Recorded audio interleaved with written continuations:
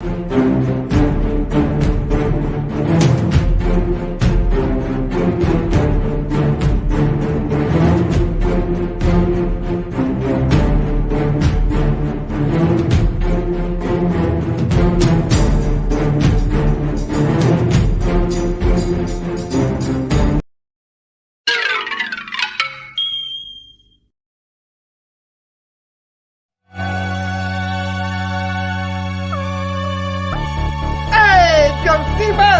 motherfucker.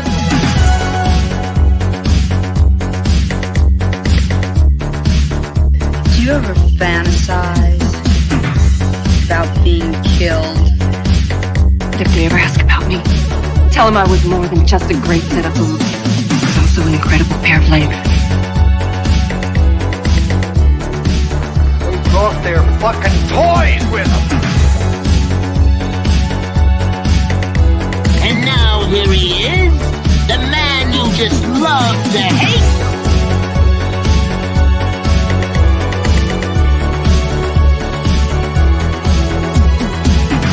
That's trash.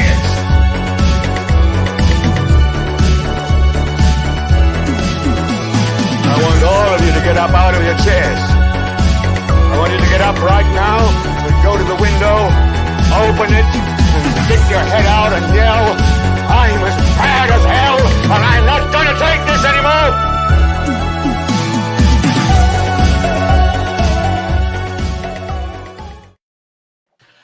And we're live.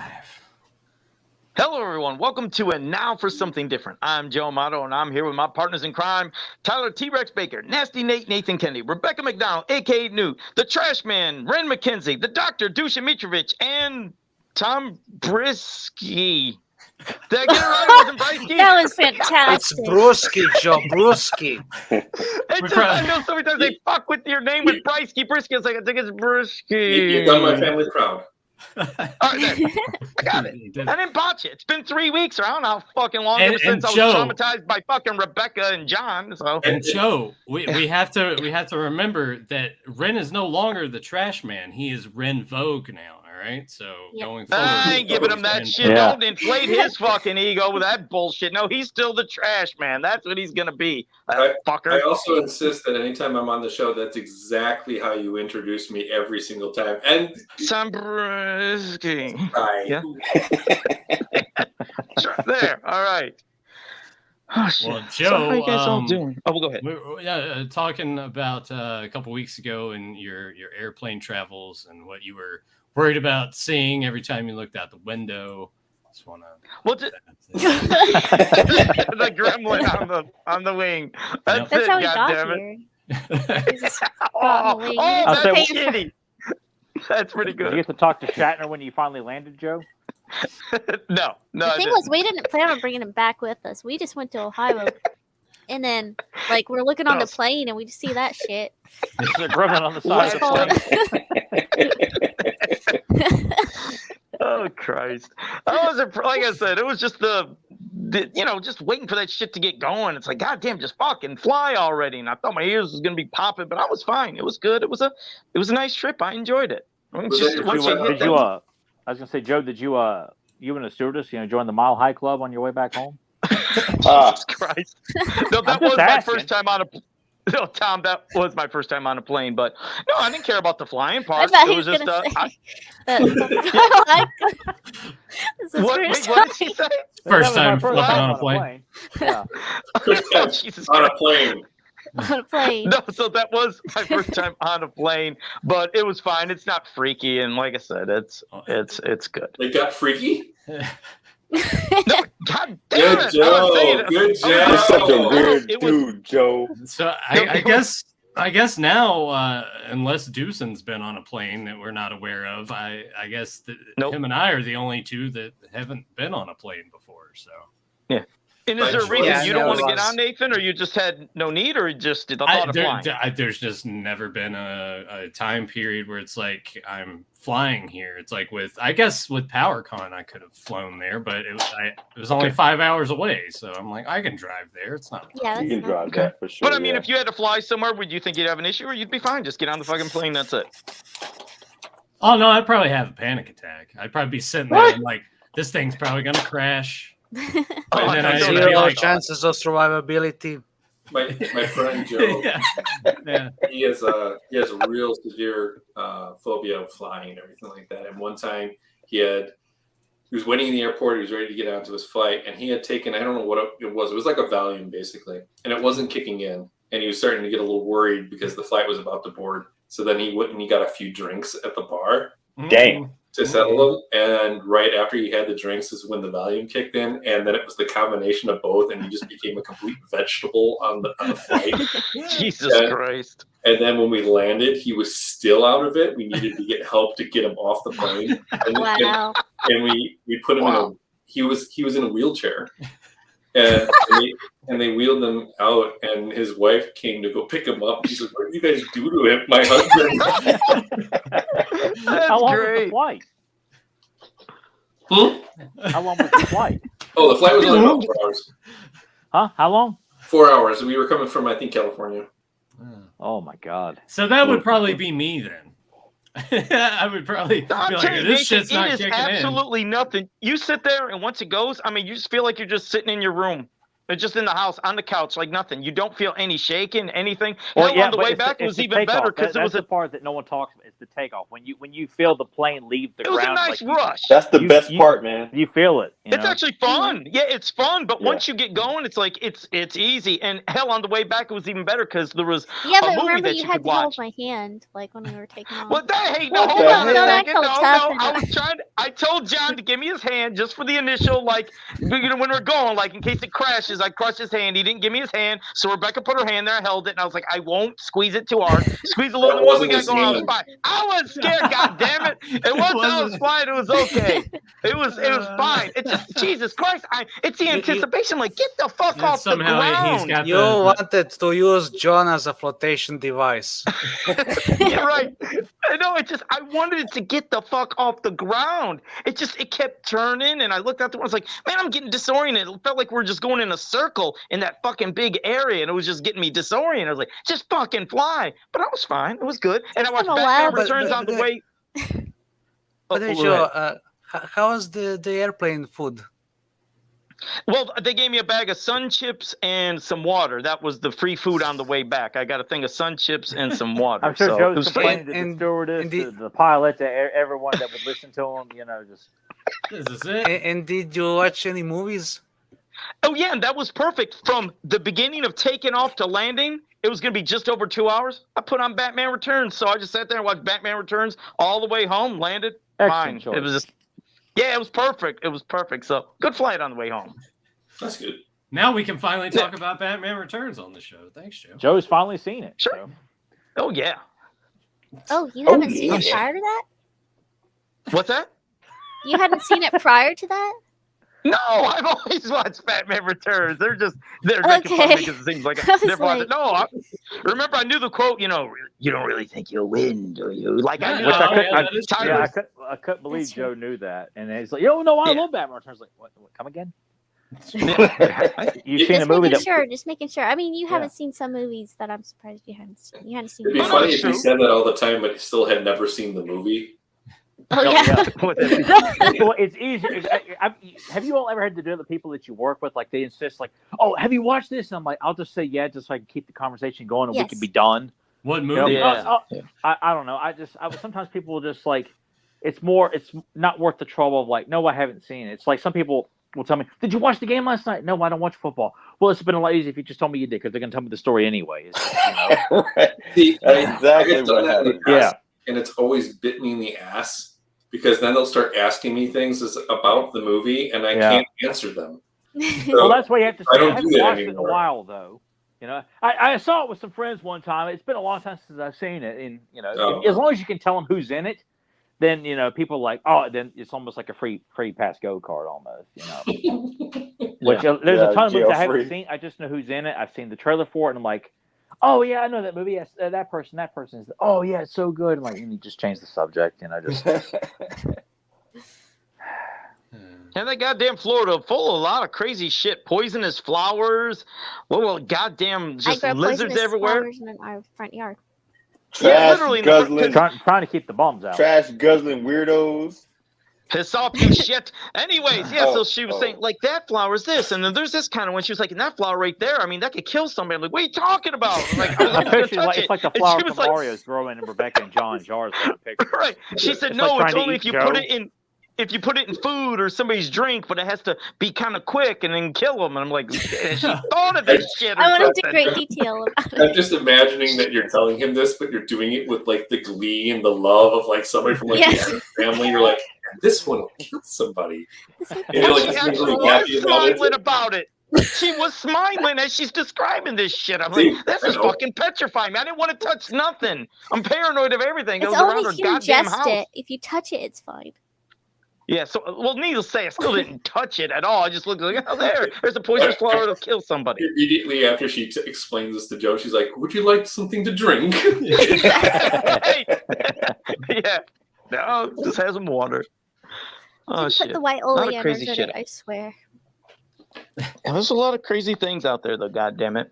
It was I interesting, would've- but I would have actually, when you're prepping meals for Joe or making him a drink, and if he's sitting there watching you, just kind of grab something else in the kitchen and just shake it in there. just pretend, just shake it Like, in oh, there, no, that drink's yours. or just like drop something in there while Or do you one of know these he's things where you've looking. got 2 drinks and you're like, Yeah, like in the Princess Bride. you gotta think about it like, right. John did have a blast, though, just like with me and my goddamn eating, though. I did have fun with that. Like I said it last time, when he sat there and he made this big, giant plate of all this chicken nachos, setting it all up. And he's like, here you go, Rebecca. Here you go, Joe. And we went and sat down, and he had his plate, and he was going to sit down. And by the time he sat down with his nachos, mine were all gone. I didn't realize I ate that quick. So the next day, he's like, remember, Rebecca's about chewing X amount of times for each bite to slow down. I don't He said realize count how to fast 10 I while eat. you're chewing. Oh, is that what he said? Yeah. Joe, at any point did you sit down and say, "Do you all have strawberry milkshakes?" Did I ask for chocolate milkshake, Rebecca? I felt like I might have asked for a chocolate shake or I could something. have sworn it was a strawberry milkshake. I thought, or pink lemonade. Wait, what'd you say about the turtle? I said, do you ask for turtle? What the hell is turtle? Was the that like chocolate the turtle? No. Yeah. Or actual turtle? He saw an actual turtle. He Oh. wanted to eat it. Yeah. Thank What? you. Oh, for wow. reminding- Thank you for reminding me, Rebecca. Yeah, that was for last People week. eat that. This thing was fascinating, though, when they showed me, and Soft-shell when Nathan gets turtles. this, We see them all the time. There's some in our yard. yeah, I Turtle couldn't is believe how big everything it in your was, damn though. yard. It was Get ready for strawberry this lemonade. shit, though. Yeah, I knew it was something. They're Yeah, that's cute. what it was. Strawberry I like lemonade. That's what it was. I- Yeah. I had to go back Yeah. in the old noggin and think really hard. Strawberry lemonade. You got lemonade? What do you got? Strawberries? No fucking luck at all. I was trying. Oh man, that was such a good trip. Yeah. God, it was. Yeah. I tell Emily all the time about the brew burger. I'm like, man, I just want to go back and have another. Yeah, that was very good. Yeah. All right, well, here we go. The video's processing. That aside from the shitty waiter we had, the asshole that like made fun of Tom's laugh and I missed that part. Look at Tommy. He's like, I don't know what you're talking about. I don't remember that. oh, you don't remember that? No. It was like the asshole with the ponytail with the long hair. Like he's the That one was he looked Joe. No, just kidding. at. No, I'm like, what? What'd I do? no, it wasn't Joe. But he was the guy that when we all walked in, he's like, Oh yeah, he was pissed off because there was like a He bunch didn't of want us to those. see this Yeah, all together. but then like someone else waited on us, and then Tom laughed at something someone said, and the guy was behind Tom, looked at it and did a mocking laugh. Oh, wow. I didn't hear that one. What I don't is? remember. Asshole. Who cares? I'll never forget that. Well, here's Someone was in a bad mood. It was a here's bag the of dicks. video of Joe and the turtle. Look at that. It's a soft shell turtle, you guys said? Look at his head. It's up. I just want to try to get a little closer. Hey, buddy. Hey, buddy. How you doing? Oh, it's okay. I won't get you. I just wanted to get a little up close. Okay. Oh, damn, he ran. Holy shit. You see that? I didn't know turtles were... Animals can Oh my sense God, evil. Joe. Yes, they I've can. never in my life seen a turtle run. That fucker was gone, and he was gigantic. That was a soft shell It's turtle. the Yes. survival instinct. I live here. I've never seen a turtle run that fast from somebody. I mean, if you looked at It was Joe, definitely- wouldn't you run away? We're not around. There must have been something emitting from Joe's body that turtle picked up on. Like, Work got around. They're like, oh, Evil. shit. I heard about this And guy. I was walking so slow, talking calm, and that fucker turned around and darted. God damn. He could have beat the hare in a race. That bastard was fast. God That damn damn it. I thing guess was like, they must have Florida said man, something. I'm out of here. Yeah, he's like, he wants to eat me. That's when John was like, oh my God, gotta do something with some fork and knife or something. That'd be cool. Like I'm fucking hunting him down. That was a big ass turtle, though. That was a big ass turtle. That's a Those soft fun. shell, yeah? Yes? Mm-hmm. Yeah. Soft Yeah, I shell. love those. Yeah, they're Perfect supposed to prey be for pretty Joe. delectable. Oh, so you eat Never them? eaten turtle. Yeah, you can eat them. Yeah, you can. Joe. No, I mean you eat them But often. don't. No, I've never eaten one, but you can eat them. Oh, okay. Yeah, Would you eat and one if turtle- we could get one together at PowerCon? You and me, Ren. What do you say? We'll eat right out of a big old bowl. We'll have Say turtle what? soup. He said, "Say what? You and me. We'll have some turtle soup. What do you say?" No. God damn it, you're no fun. Fuck it. I'm gonna have you get. I'm gonna give you some gizzards. I'm gonna take gizzards to PowerCon. Get them all What? fried up, pre-fried. It's gonna be delicious. I want to make sure Val gives you a table Pre-fried outside. You know they sell those in the restaurant. You don't have to fucking bring it. They'll have to evacuate the hotel. I still got to repay Val. Like I told you, I could cater PowerCon's granola bars for $10. I'll get them a shit ton from Dollar Tree and places. I'll make up for all the ones that I ate over at PowerCon. I didn't know they were Sure, that much Val when he was got getting higher them. quality granola bars than with the shit you get at Dollar Tree, though. No, these are good. These are top quality. It was the Yeah. same brand. I can get them on sale. They might be a month expired, See but they're everybody still like fucking good. throwing up and A month rushing to the bathroom at You're PowerCon. gonna make everybody sick. I was gonna say all those top tier representatives come in. They come in and get some of that food. And like, Val, you're getting a little cheap on the food here, man. This shit's expired.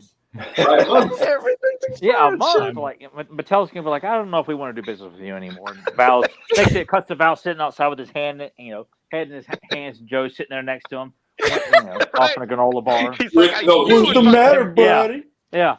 Yeah.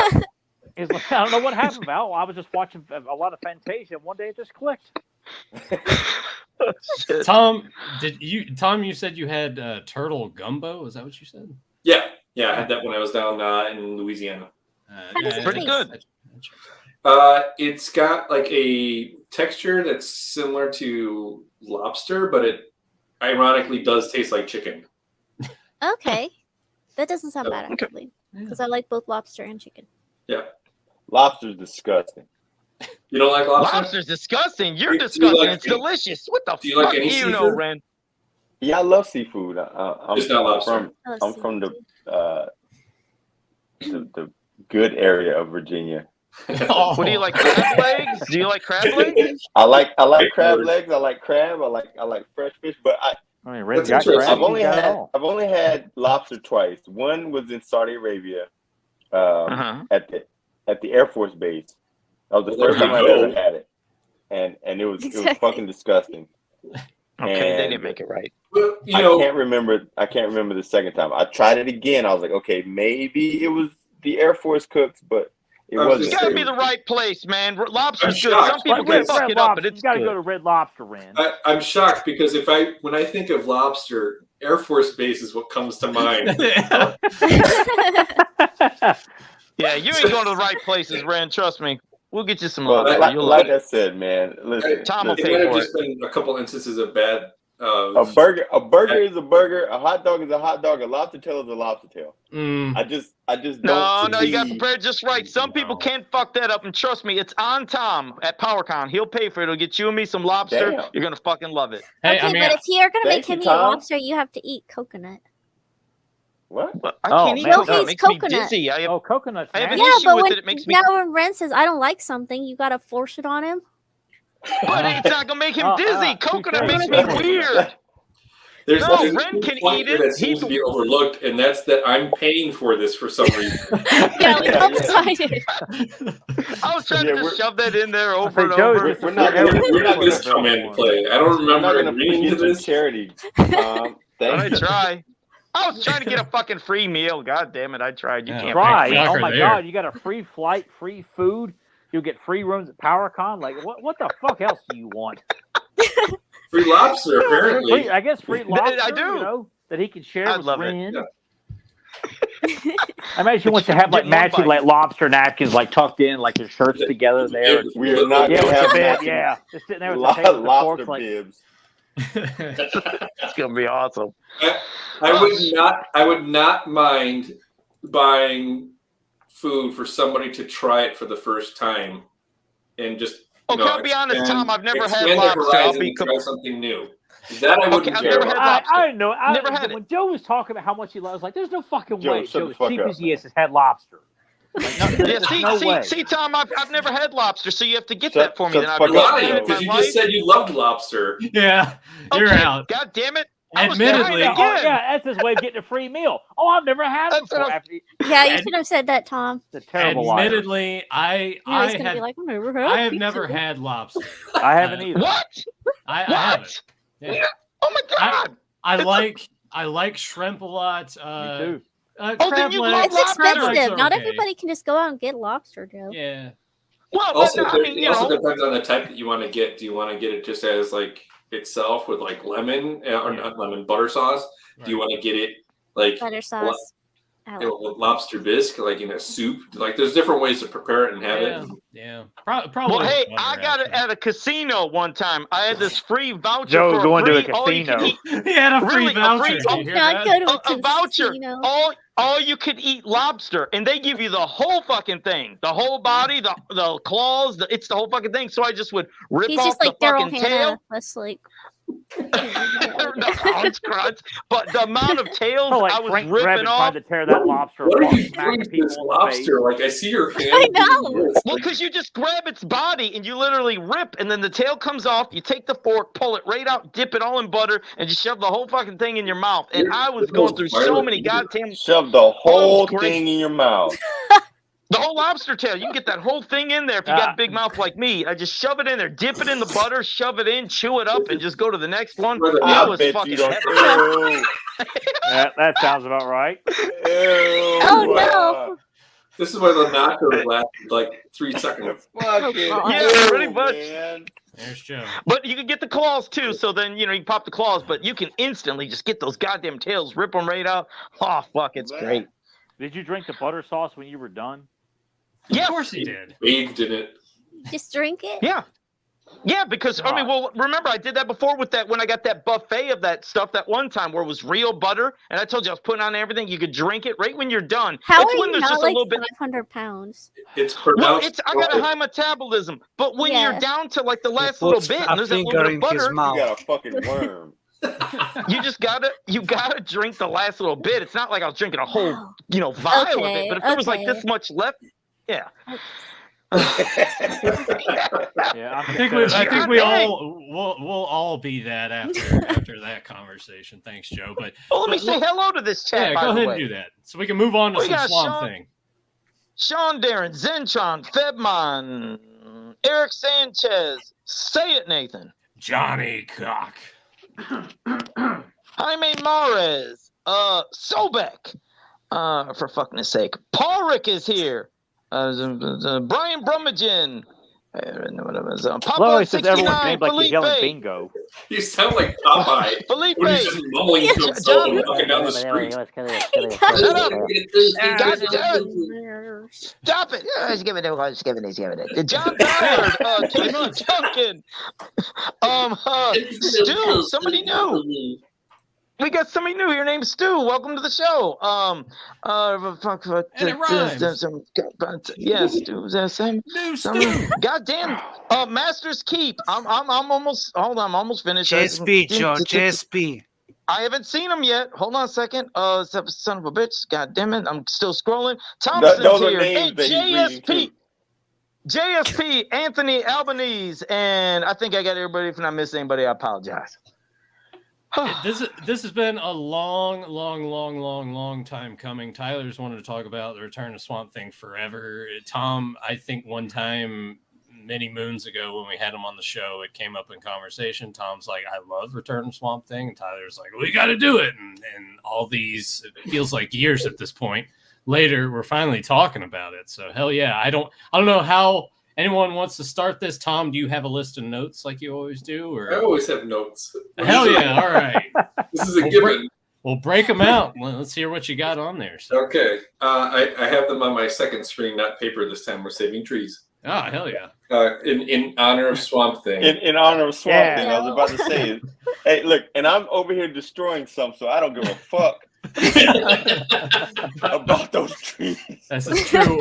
While we are discussing this, Ren is actually, we tried to work it out to where we would oh, that's awesome. Yeah, so Ren is Oh, drawing dude, that's so cool. That's badass. That is awesome. Well, before we get into the movie, does anybody familiar with the comic at all? Has anybody ever read Swamp Thing comics? Or okay, cool. Little bit. I read a little bit as well. I've seen it in the store and I've never picked it up because I didn't like the way he looked. Oh, okay. Fair enough. What the fuck? I actually calm down. We'll get into it.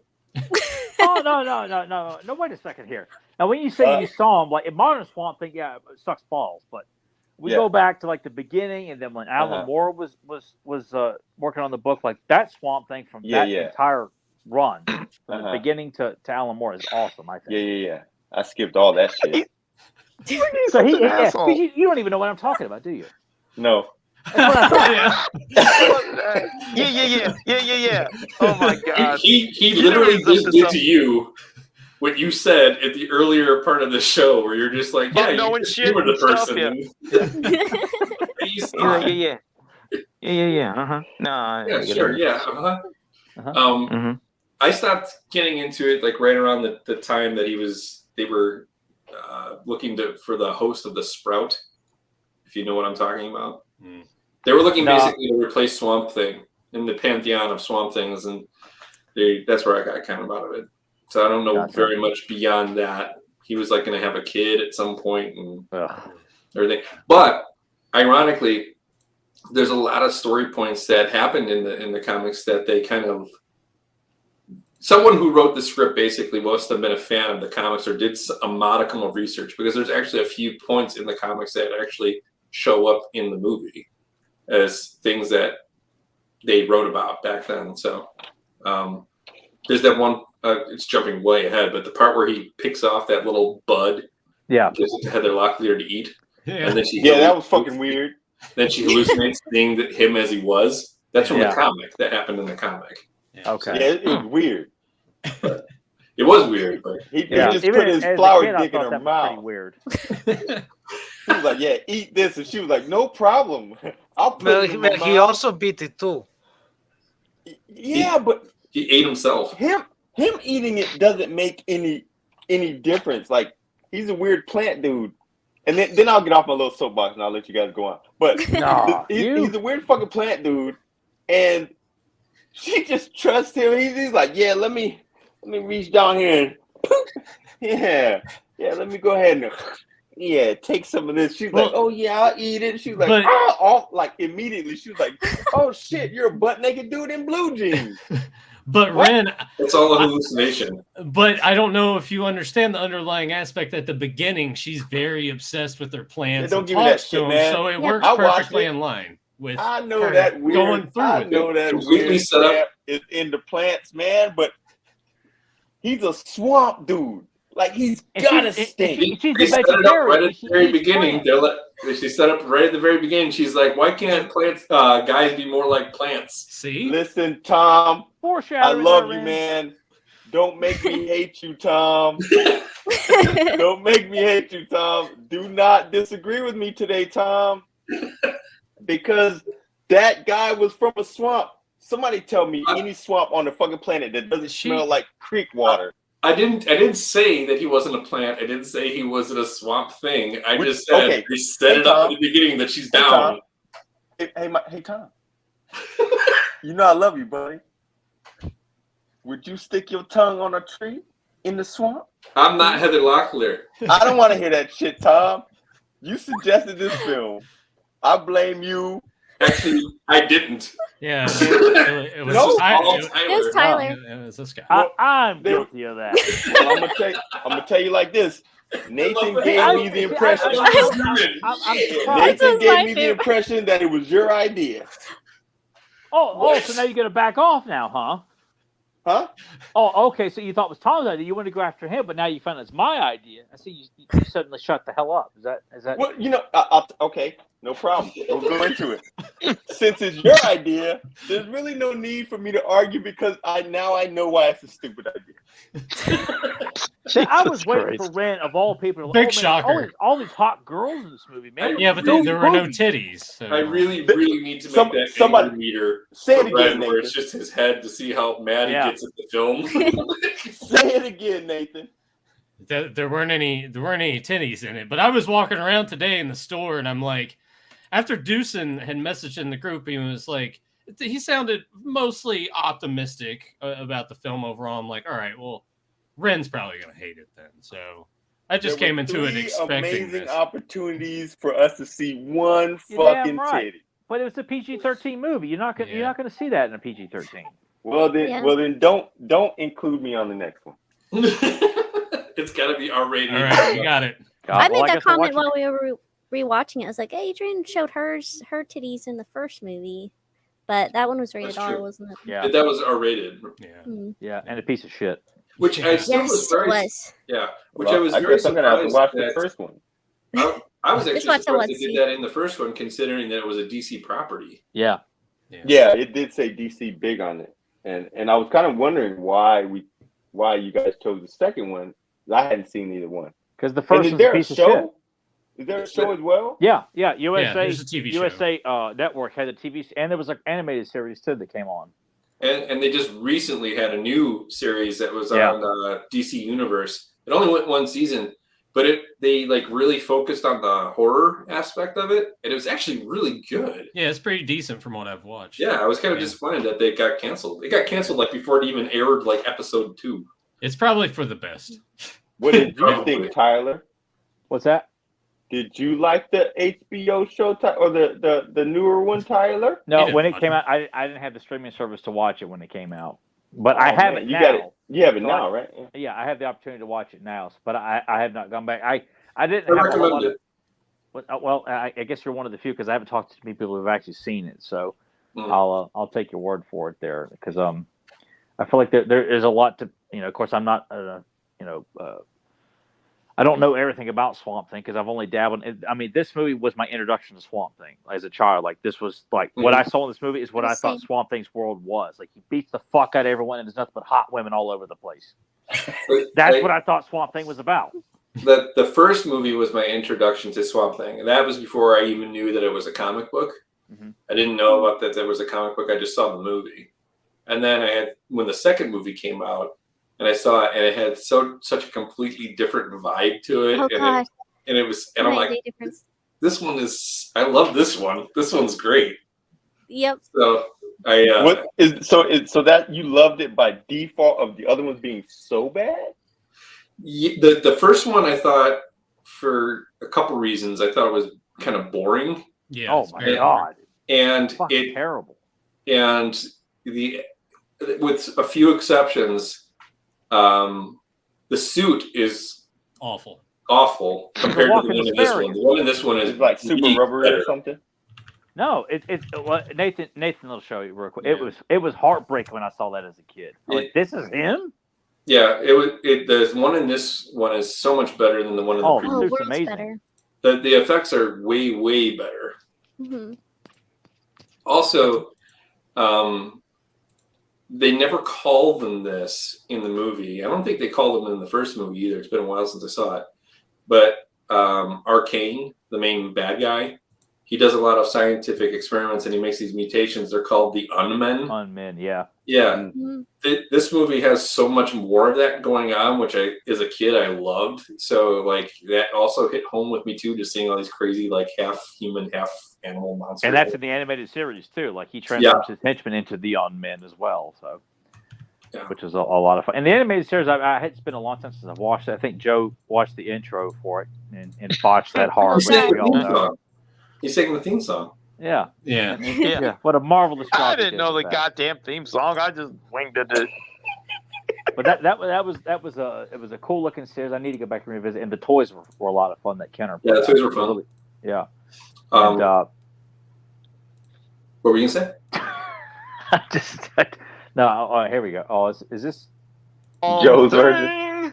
You are amazing. You find it nasty. Jesus Christ. You find everything. Is this not an opera? Thing. I know. Swamp Thing. Earth really needs you. So come on, fight for right. We need you. Swamp Thing. You are amazing. Oh, Swamp Thing. I don't fucking know. That's it. Damn it. I don't fucking know. And the end is the best. The ending at the end. I don't fucking know. Shit. Every fucking time you open your mouth, Joe, I realize how crappy you are as a person. Thank you. I appreciate that. Man. God damn it. There's the suit from the first movie. Look at that. Oh, Randy. wow. That's What? That's the Yeah. first movie? That is rough. Yeah. It's You garbage. see that? It's a Yeah. fucking just outfit he's wearing. It's oh my god. And then Couldn't you even see like the try. folds of like the shirt? Couldn't you see the folds of the shirt at time, like when he bend or something? Like it looked like it would fold. Yeah, you in can the see his movie? shirt. Like You can see where the top part, man. Yeah. like is like the like the section of the top meets the bottom pants. why was this part better rated at IMDb than part 2? I People honestly, I have no idea why people label this film as almost like this. I don't even know if they call it a cult classic because I don't even think people. The first one is always talked about. I don't know why. Probably because it's an early Wes Craven film, so people are like they're inclined to say it's great because it's one of his early films. But the makeup effects, like when Arcane turns into a mutant, it looks fucking terrible. It's like a pig wolf. Yeah, Yeah. it's weird. Yeah, it's really fucking stupid, and it's just it's a boring as fuck movie. Like It's Ray very Wise boring. is in it. Louis Jordan is Arcane in that one too, but it's He- just a bad movie. I will say this: out of anything that I enjoyed in that movie, it was probably him. Because no matter what he's in, I absolutely adore it. His line delivery is always the best. Whether it was this movie that we're talking about now, Return to Swamp Thing, he was a bad guy in a James Bond movie. Octopussy. Yeah, Octopussy, and like he has this one line that I absolutely adore. He says to James Bond, he goes, "You have a nasty habit of surviving," and just the way he says it, He's great. He's awesome. he's the best. Yeah, I love him as Arcane. That's why it was a shame the first film. He's got a lot of really in great this lines one- in this one too. What's that? He's got a lot of really fun lines, really great lines in this one too. I like the And one where she calls him when he's talking about how he's going to use this to make himself immortal and live forever, and then he goes, "It's very, very good cause." He's like claiming to himself. And it's a movie too that I feel like it is tongue in cheek, but I don't feel like the whole tone is camp or silly. Like I feel like the opening with the leech monster attacking the government agents, like that's played straight. It's not meant to be. I mean, that guy fucking freaked me and my brother out as kids. We're like, oh my god, this thing is fucking horrific. It's a comic book movie that isn't ashamed of being a comic book movie. No, Yeah, it's exactly. not at all.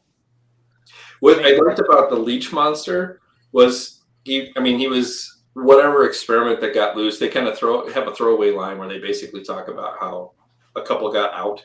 Yeah. But then the monster itself like shows up a few more times in there just to fight Swamp Thing. Like their whatever beef they have hasn't finished yet. And that first thing, it's like he pummels him and then he gets away, only for him to come back once again. I thought that was a cool note rather than just having it be a throwaway monster. Like a couple little battles. They should have thrown his ass away. That fucked up mouth. I'm surprised he didn't get to kiss a girl in the movie with his ugly ass. He's got blood coming out of like his mouth. I mean that when you first see him, like at the beginning of the movie, he jumps up, grabs that one guy, and then when Dugan grabs a hold of his feet and that slow pant up, and it just keeps going and going because it's so big. Ew. And but why does he still got a shirt and pants on? Because he's an experiment. Like you can just tell, like he's a guy that was probably abducted off the bayou like a gator wrangler or something like that. That they just And captured like, how is he supposed to take that shirt off with a head that size? It's like shirt, like Teenage the Mutant shirt Ninja should Good fall point. off those little bitty ass shoulders he had. The dude had little bitty shoulders, man. He was a tiny dude. That's why he got his ass whooped. He did not work out at all, man. It's like Teenage Mutant Ninja Turtles. It's kind of like when they've mutated, they're still like the person, but they've got like remnants of whatever clothes. and this guy was creepy as hell when I was a kid. The Elephant Man. Now, seeing this reminds me. I don't know if you've ever seen the movie. I think it's called Freaked.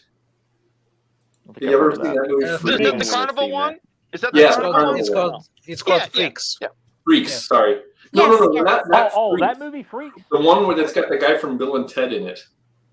Oh, Freak. I think I've seen this movie. I gotta look it up to remember. And it's like a carnival Winters? show. What I Mr. think it T's in is. it as the bearded lady, and it's really weird. It's like from It was early creepy. 90s. Yeah, Yeah, it was creepy. but the prosthetic,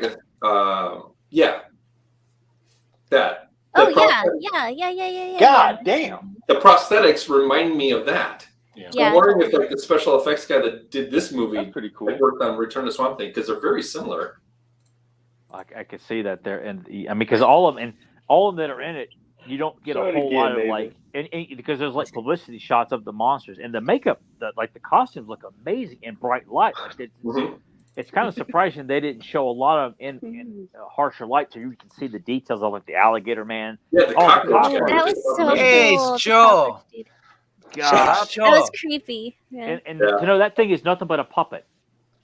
Like that, Really? that's all it is. It's not a guy in a suit. Like it's hidden very well, but that whole thing, like it's I totally nothing. thought it was a guy in like makeup. Yeah. I'm getting even like Total Recall vibes of the one guy that had his face all fucked up. That almost looks similar. Like when I was looking sideways. No, not that guy. The one that you just showed previous.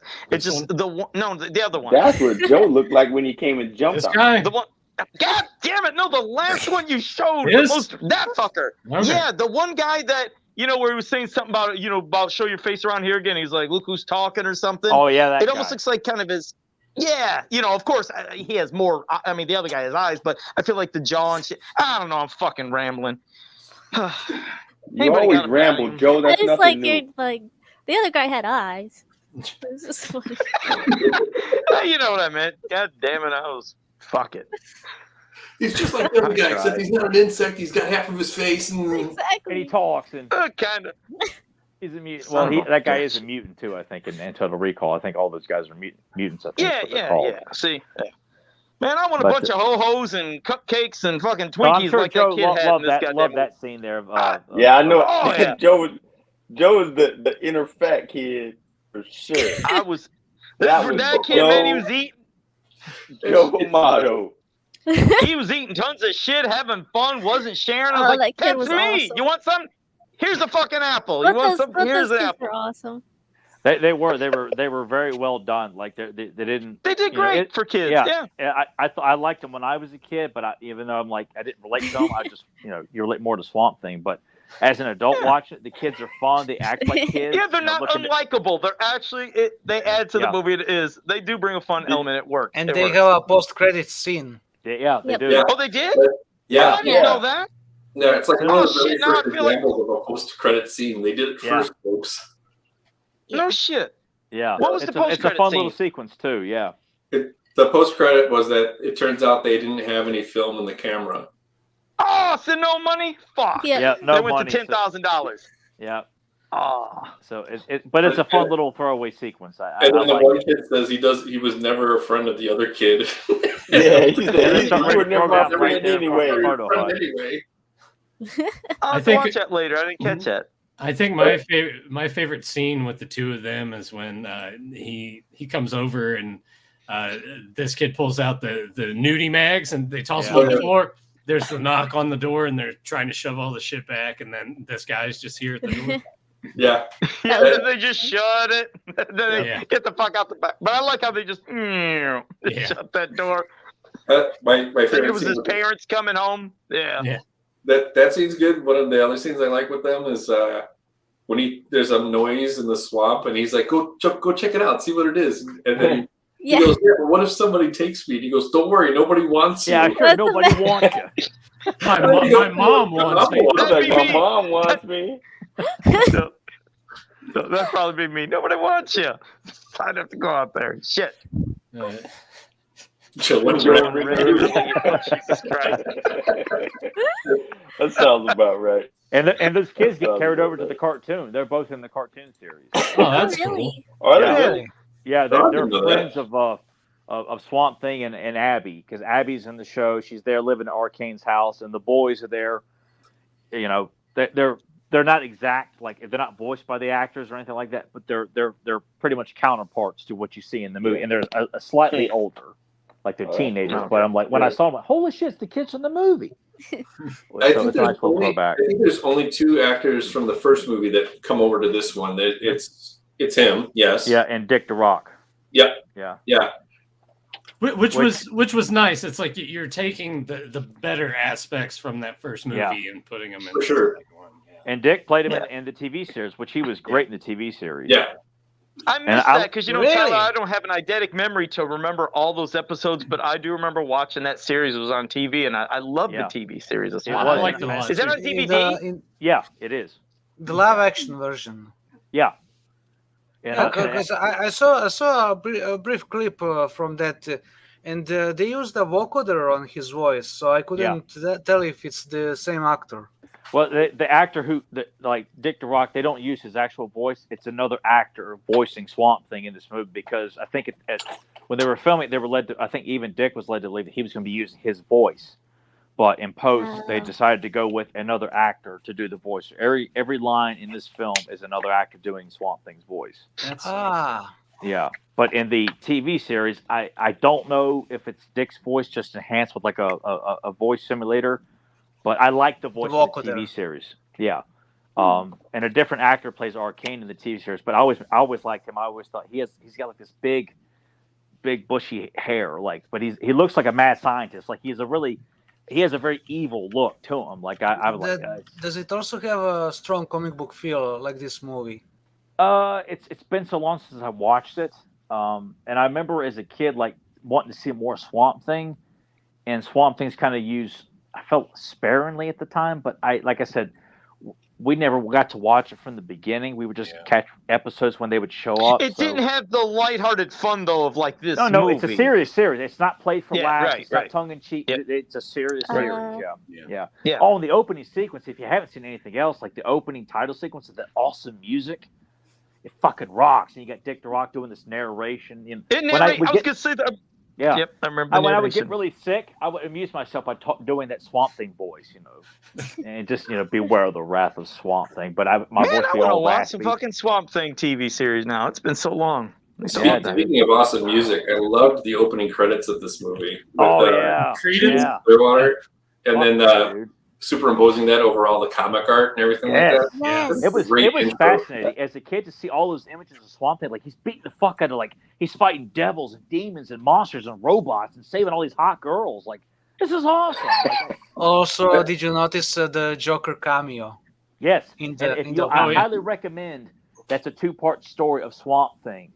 And if you got it, I'll tell you what the story is that the police arrest Abby Arcane because they consider what she's doing as Swamp Thing to be against, acts of humans. Like it's almost like bestiality almost. Like it's kind of how they're looking at it.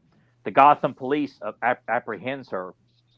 So Swamp Thing gets word of it. He comes into Gotham City and he's pursuing all over. He goes to Arkham and he kind of looks through everything. And when they refuse to give up Abby, he pretty much turns Gotham into his own, just turns into a big plant world, like all of Gotham. And that first issue ends with Batman coming to the scene, like he's standing and watching Gotham being surrounded by plant life because Swamp Thing is fucking pissed. And he can't do shit about it because he's Batman. Well, they do confront each other in the second part, but Batman will say he doesn't beat Swamp Thing. I'll just say that he better believe it. Yeah. But it's pretty fucking epic, and the artwork's very good, and it's a very good 2-parter of Swamp Thing. I'll have to check that out. Yeah. It's badass. Yeah. It's a good thing that you're keeping Ren entertained with, him, drawing, because I'm sure he'd fucking fall asleep like he did the last time. Oh, yeah. We can't forget about that when Ren just fell asleep. Yeah, can't forget about that one. He was out like a fucking light, and then he opens his eyes and laughs and smiles like, well, what? I guess we got to flash titties on the screen every so often so Ren stays awake. I wish I could, but it would get kicked off the air. Yeah, that's right, we would. The guys that were in the swamp in the very beginning, those were like FBI guys, right? Yeah, they were trying to break down like some kind of moonshine. They're at the operation, moonshine, right? which you see later on in the film. Oh Yeah. yeah. Those two guys when Heather Locklear has ran away and she shows up there and then they get really horny all of a sudden. I mean, who wouldn't? It's Heather Locklear, but Pretty incompetent FBI agents, though. They had no idea what they were doing at any point. Well, they even say like what their logic is like we got the element of surprise if we go at them at night, which the way the swamp is, and that's a real swamp they're filming. It's not a sound stage or anything like that. They're filming in real savanna swamps. I mean, they said like alligators were around. They had to be aware of all this stuff and to be out in there at night. I'm sure there's some fog machines on the swamp because I feel like you had a lot of that kind of smoky kind of fog effect on the water there, but. I hope they didn't do that to the kids too. They're like, "Hey, just go right on out there." Yeah. I don't think anything was. I don't think none of that stuff was staged. As far as I know, everything like the boys that were out there in real swamps, everyone was. I mean, the budget was only $3 million, so yeah. So they didn't have a whole lot to work with there in terms What of did like, it make, Nathan? I did. This I want to say this didn't. It's still broke. It didn't get released theatrically. I'm pretty sure this was straight to video. No, I think it was Really? released theatrically. It was released in '89, oddly enough, the same summer as Batman. Damn fit, a big budget. You figure it went to the theaters. You figure it had to go to the theaters. Box office of $274,000. Oh God! Yeah. Yikes! I saw it on cable. I didn't God see it in damn. the theater. Same, because this used to play all the time because the TV series was going on, and they would play this a lot as well. On Wow. Was this shit? Was this meant to be a pilot for the TV series? No, the TV series I came wouldn't a think so. couple years after this was out. Like this came out in '80. It was filmed in '88. Came out in '89. The TV series didn't show up till I think '91. I think it ran for 3 seasons. I think it I don't remember. yeah, and then the cartoon only lasted I think a season. in July 1990 and ran 72 episodes. So Okay. 93. So 90 to 93 is how long. Okay. And then this came out in '89. 89. Yep. I think, and I never saw any commercials for it. I had no idea it even existed until video. This the same year as Batman, and can you believe it? Batman did better. What the fuck? Yeah. And the same executive producer worked on both films. A travesty of justice. Seriously. Yeah. Better Oh, acting. yeah. Oh yeah, Ren would say that. Yeah. But I mean, Swamp Thing did win awards. I mean, it won the Heather Locklear won the Razzie that year for Well deserved. Aw. She's probably one of my least favorite parts of this movie. Really? Yeah, sir. Her acting is so horrible. Well, I mean, she's not never really known for her acting anyway. No, I know why she's in the movie, but for is overall though, it's like just really. And they still didn't utilize it. Her acting is on the level of cartoon. Like it's the same type of acting that you hear in the 80s cartoons. Yeah, I could see that. I don't even know if I would agree with that. I would say that even with cartoons, like there's a level of like hamming it up a little bit more, and I don't even know if she got to that level. It was like somewhere really weird in between. Where she's like, I don't know. So well, I mean, that's kind of her right there.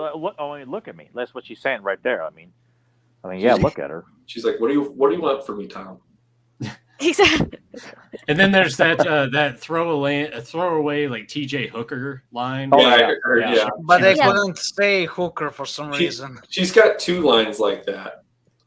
There's the one that's the TJ Hooker one, and then she said something like, I love it when they peel away like that. I think that's it might be another reference to something that I thought it was just her saying she likes like dating guys that peel out of driveways. I thought that's what she was talking about. But It's when she throws the keys to Swamp Thing and they drive away in their Jeep, and then as he's going out, that's when she says that. But it just sounded like it was supposed to be some kind of other reference to something she was doing at the time. Also, I just took it as like that's something that turns her on when she dates a guy and he peels out of the driveway like a madman. She likes plants. I mean, and I mean, she did like fuck a lot of rock stars back then. She was dating Tommy Lee when they made this movie. Like, he showed up on set and everything. Oh yeah, yeah. I wouldn't doubt it if he's the leech guy. He shows up and he's trying to fight Swamp Thing because they're like doing a scene together. He's getting all jealous and mad. At the scene where the two FBI guys come out of the swamp and then Monique Gabrielle pulls up in the Jeep. Fuck yeah. The lovely Monique Gabrielle. And starts acting with her eyebrows like she does. Oh my god! We'll get to that. There's a lovely scene that's a perfect demonstration of that later on in the movie. But she pulls out the gun and she fires with like the silencer and she shoots the one guy. Oh. But she like her reaction, she like does one of these when she does it. After that guy goes down, they play the exact same footage of her shooting again, which makes me wonder. It's like either it was just to save budget or what. I don't know. Yeah, you gotta save that money. It's the exact same footage. It's the same reaction, same everything. I watched it like 3 times just to be sure. And she was fucking the director at the time too, so maybe he just didn't want to make her do another one, I guess. Maybe, but like, how bad is that when you get? It's like, no, let's not waste any more footage. Well, I mean, this stuff is like during the second fight between Swamp Thing and the Leechman, you can see the water sprinklers like above, like shooting water out. Like there are certain things. The directors behind the Jeep when Joey Segal, that's Katie Seagal's brother from Married with Children. Yeah. Oh yeah. Yeah. I looked it up and was pleasantly surprised. It's like, oh, holy shit! And then also, their sisters are the Doublemint twins, I believe. Now, them I remember fondly. Yeah. They were on I think we talked about this before. They were on a TV show where they were twins. I think it was called Double Trouble. No. I've never seen an episode of that series. Yeah, but have you ever seen an episode of Where's Rodney? Thanks to Tom, yeah. I gotta find that pilot episode. Oh my god! I wish I had paid attention when that was over the intercom at PowerCon. Joey Segal was actually he's one of my favorite parts of the whole movie. Yeah, he's much enjoyed as Mr. Gunn. Yeah, he's so good. Yeah, the part at the end though, where it's like, okay. He gets blown up with the grenade. He falls over, and you're like, "Oh, okay, he's dead." That was kind of unclimactic. And then he shows up later on. He's all like scarred and burned, and he's got a chainsaw. Yeah, I'm like, awesome. Okay, cool. He's gonna have a chainsaw fight with Swamp Thing. No, immediately harder to blow up. Yeah, he was like just eliminated so quickly. And what's the line of dialogue? He's just like, "Oh shit, man!" And then he's like, "Fuck, man." It's so good. Yeah. I love it. He's a terrible henchman. Terrible. I thought he served on purpose. He's got a goofy laugh, and he's a bit of a putz, and the women are always smarter than he is. So, I think he served his purpose, and Swamp Thing beats the fuck out of him a couple times with a baseball bat, and then shoved a grenade down his pants. As a kid, I was thinking that chainsaw was going to like lop off one of Swamp Thing's arms, and he's just going to like grow it back or something. Which I'm sure if they had more money, that they would have done something like that. Yeah, that's what I expected when I watched it today. So but we didn't get that. Nope, we didn't do it. But I know, like, because I had no idea that Swamp Thing could do all that stuff. When you see the cartoon, his arms are extending, he can kind of devolve and evolve all over the place and stuff. Yeah, look at that. Nice. That's awesome. Yeah. Was that Jason Voorhees? Yep. That's what I thought. It's not supposed to be Swamp Thing, that's is my it, Joe Ren? Motto No. right there, baby. Fucker. What were you saying? I was gonna say, what are your all's thoughts on the fight sequences in the movie? Like they're I know by today's standards, but they're probably They get the job done. They get the job done, but I always felt like Dick does such a great job of selling. I mean, like he's beating the fuck out of everybody. Like what if it's like this alien looking like when Dude, Face Mask that rubber mask was amazing. Yeah. This guy was completely pointless. Flopping around. But I love it's just it's instead of like Louis Jordan have a fight scene with Swamp Thing, bring this guy in. Swamp Thing just takes his anger out of this guy, just beats the fuck out of him. All it was just to put in some extra Face Mask. Yeah. All it was just to put in some extra fodder for like Swamp Thing to beat up for a minute. Yeah, I think that's all it was. Because I'm quite certain Louis Jordan was like, I'm not, not that I don't know if that was in the original script because I think it was a couple scripts written for this movie, but I could see him like, I'm not doing a fist fight with Swamp Thing. Like, have my character get knocked out and just we could do something else. What is he supposed to be? I know that they have that line about how it's going to affect the cranium and everything like that, which is why his head's so fucking huge. But but what is he supposed to be? It's just like I guess because he's a really smart guy, it just mutated to like this kind of like the leader in the Incredible Hulk. Like he's just this guy with this large brain, and I always thought he looked like an alien almost, but he did kind of look like an alien. Yeah, but I guess you kind of think in terms of like the leader from Hulk, like he just instead of him turning into this, like Abomination or Hulk, his brain just gets bigger and just something along those lines. Yeah, I do like how he still uses the puffer. Yeah. The that was asthma. Yeah, that was a nice little touch. At least remind the audience, like, nope, this is him. Yeah. Dr. Rochelle. Oh yeah, God, I remember that character in a long time. Yeah, so maybe it's something like that. But yeah, the inhaler thing was great.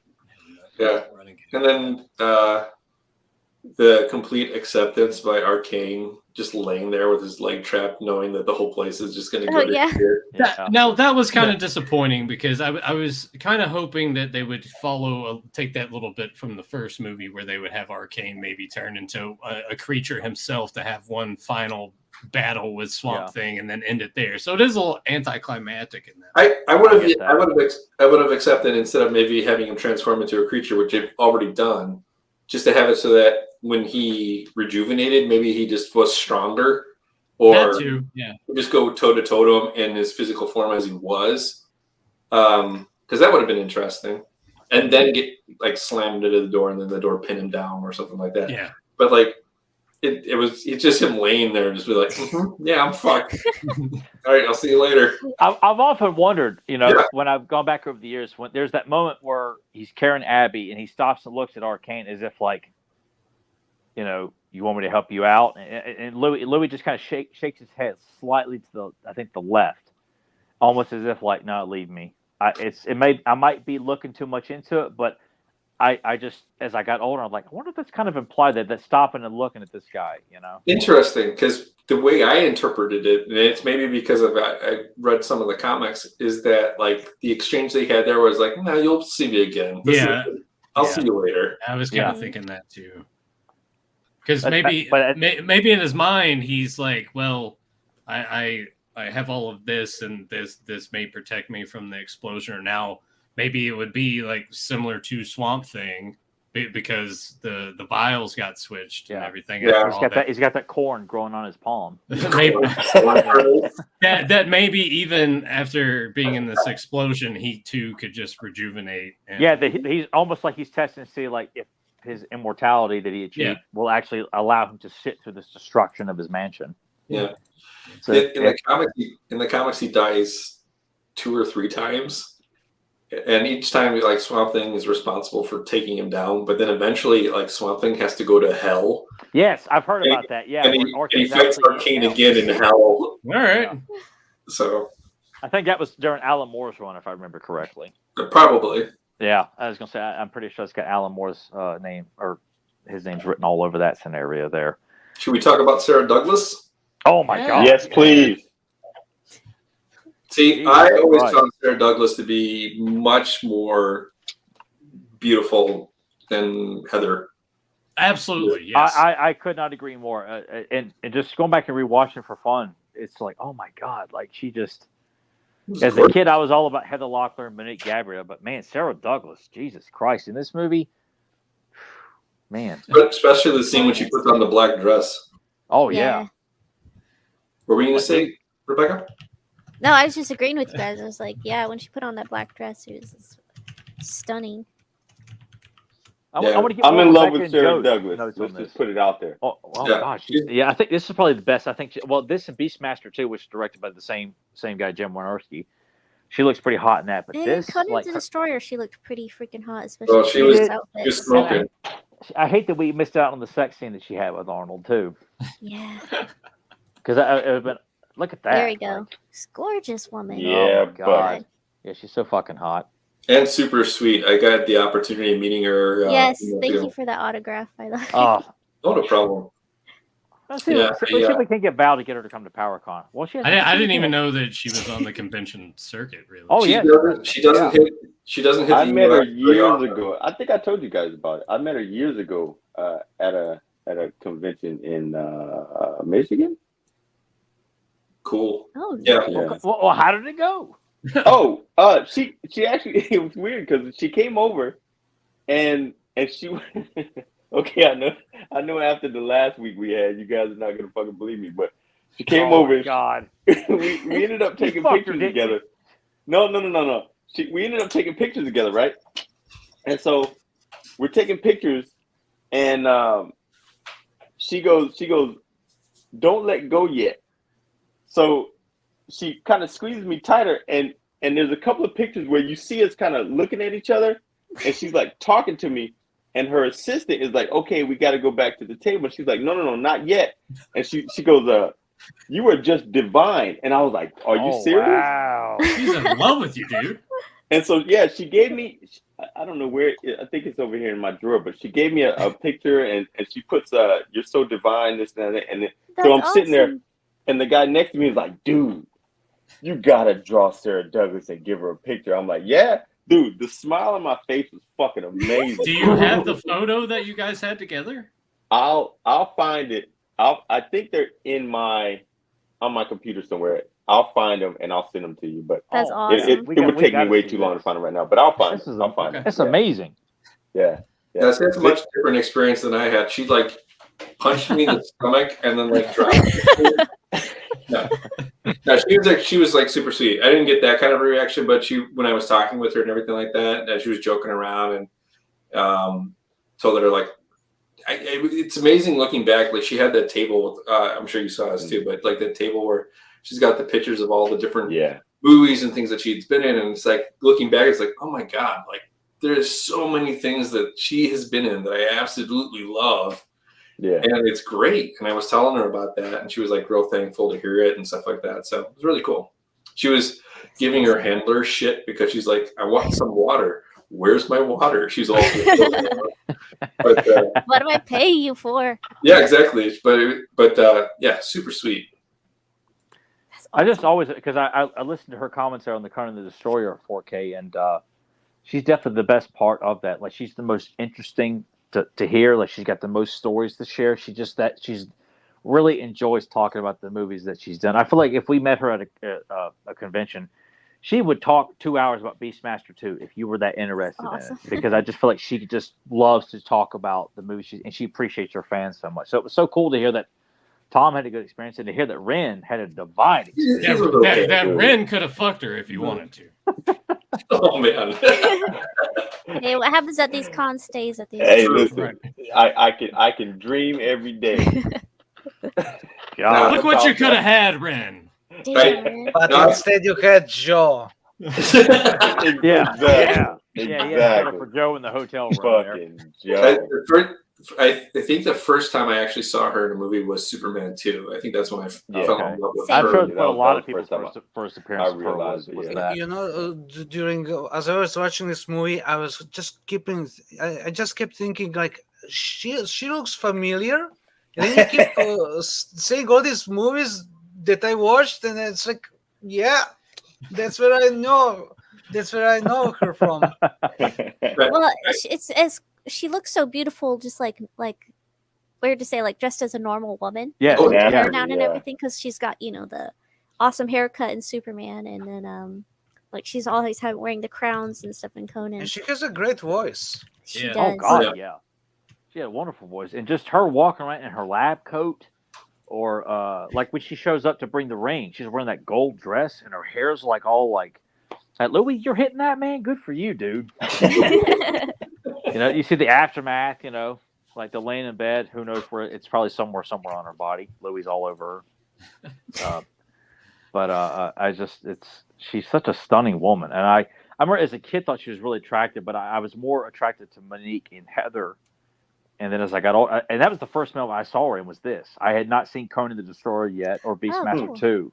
Oh, so, this was the first movie you saw her in? Yeah, yeah. Oh, wow.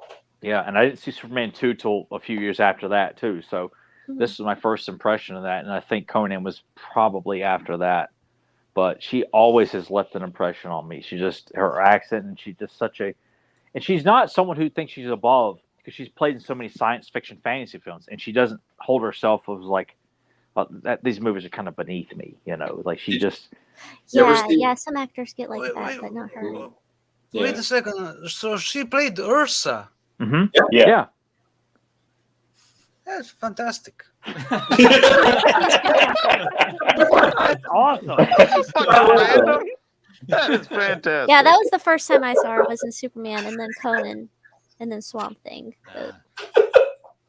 It was all around the same time, though. I don't know why that tickled me so much. It's just so, I mean, it's the way that Jason talks. Yeah. Fantastic. That's fantastic.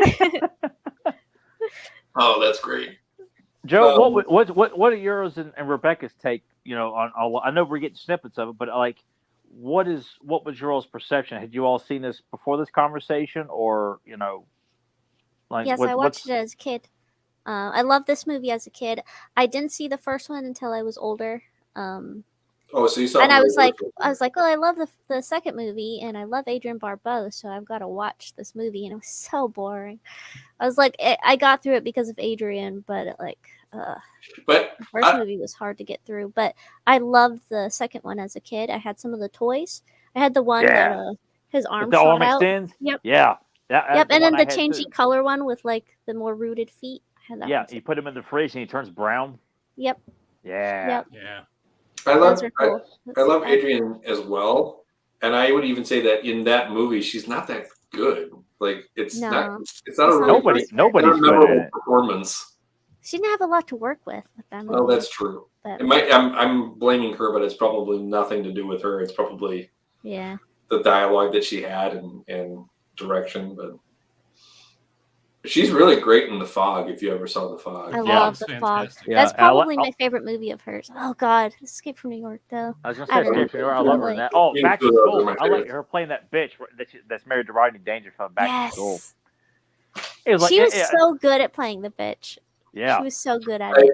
I recently... What a gorgeous woman she is. You're going to laugh, but I recently got into a habit of, while I'm drawing, I have... episodes of Murder, She Wrote playing in the background. Nice. It's just going through this. It's a good show. It's a fun show. Does it hold? I haven't seen it since I used to watch it with my mama when I was real little.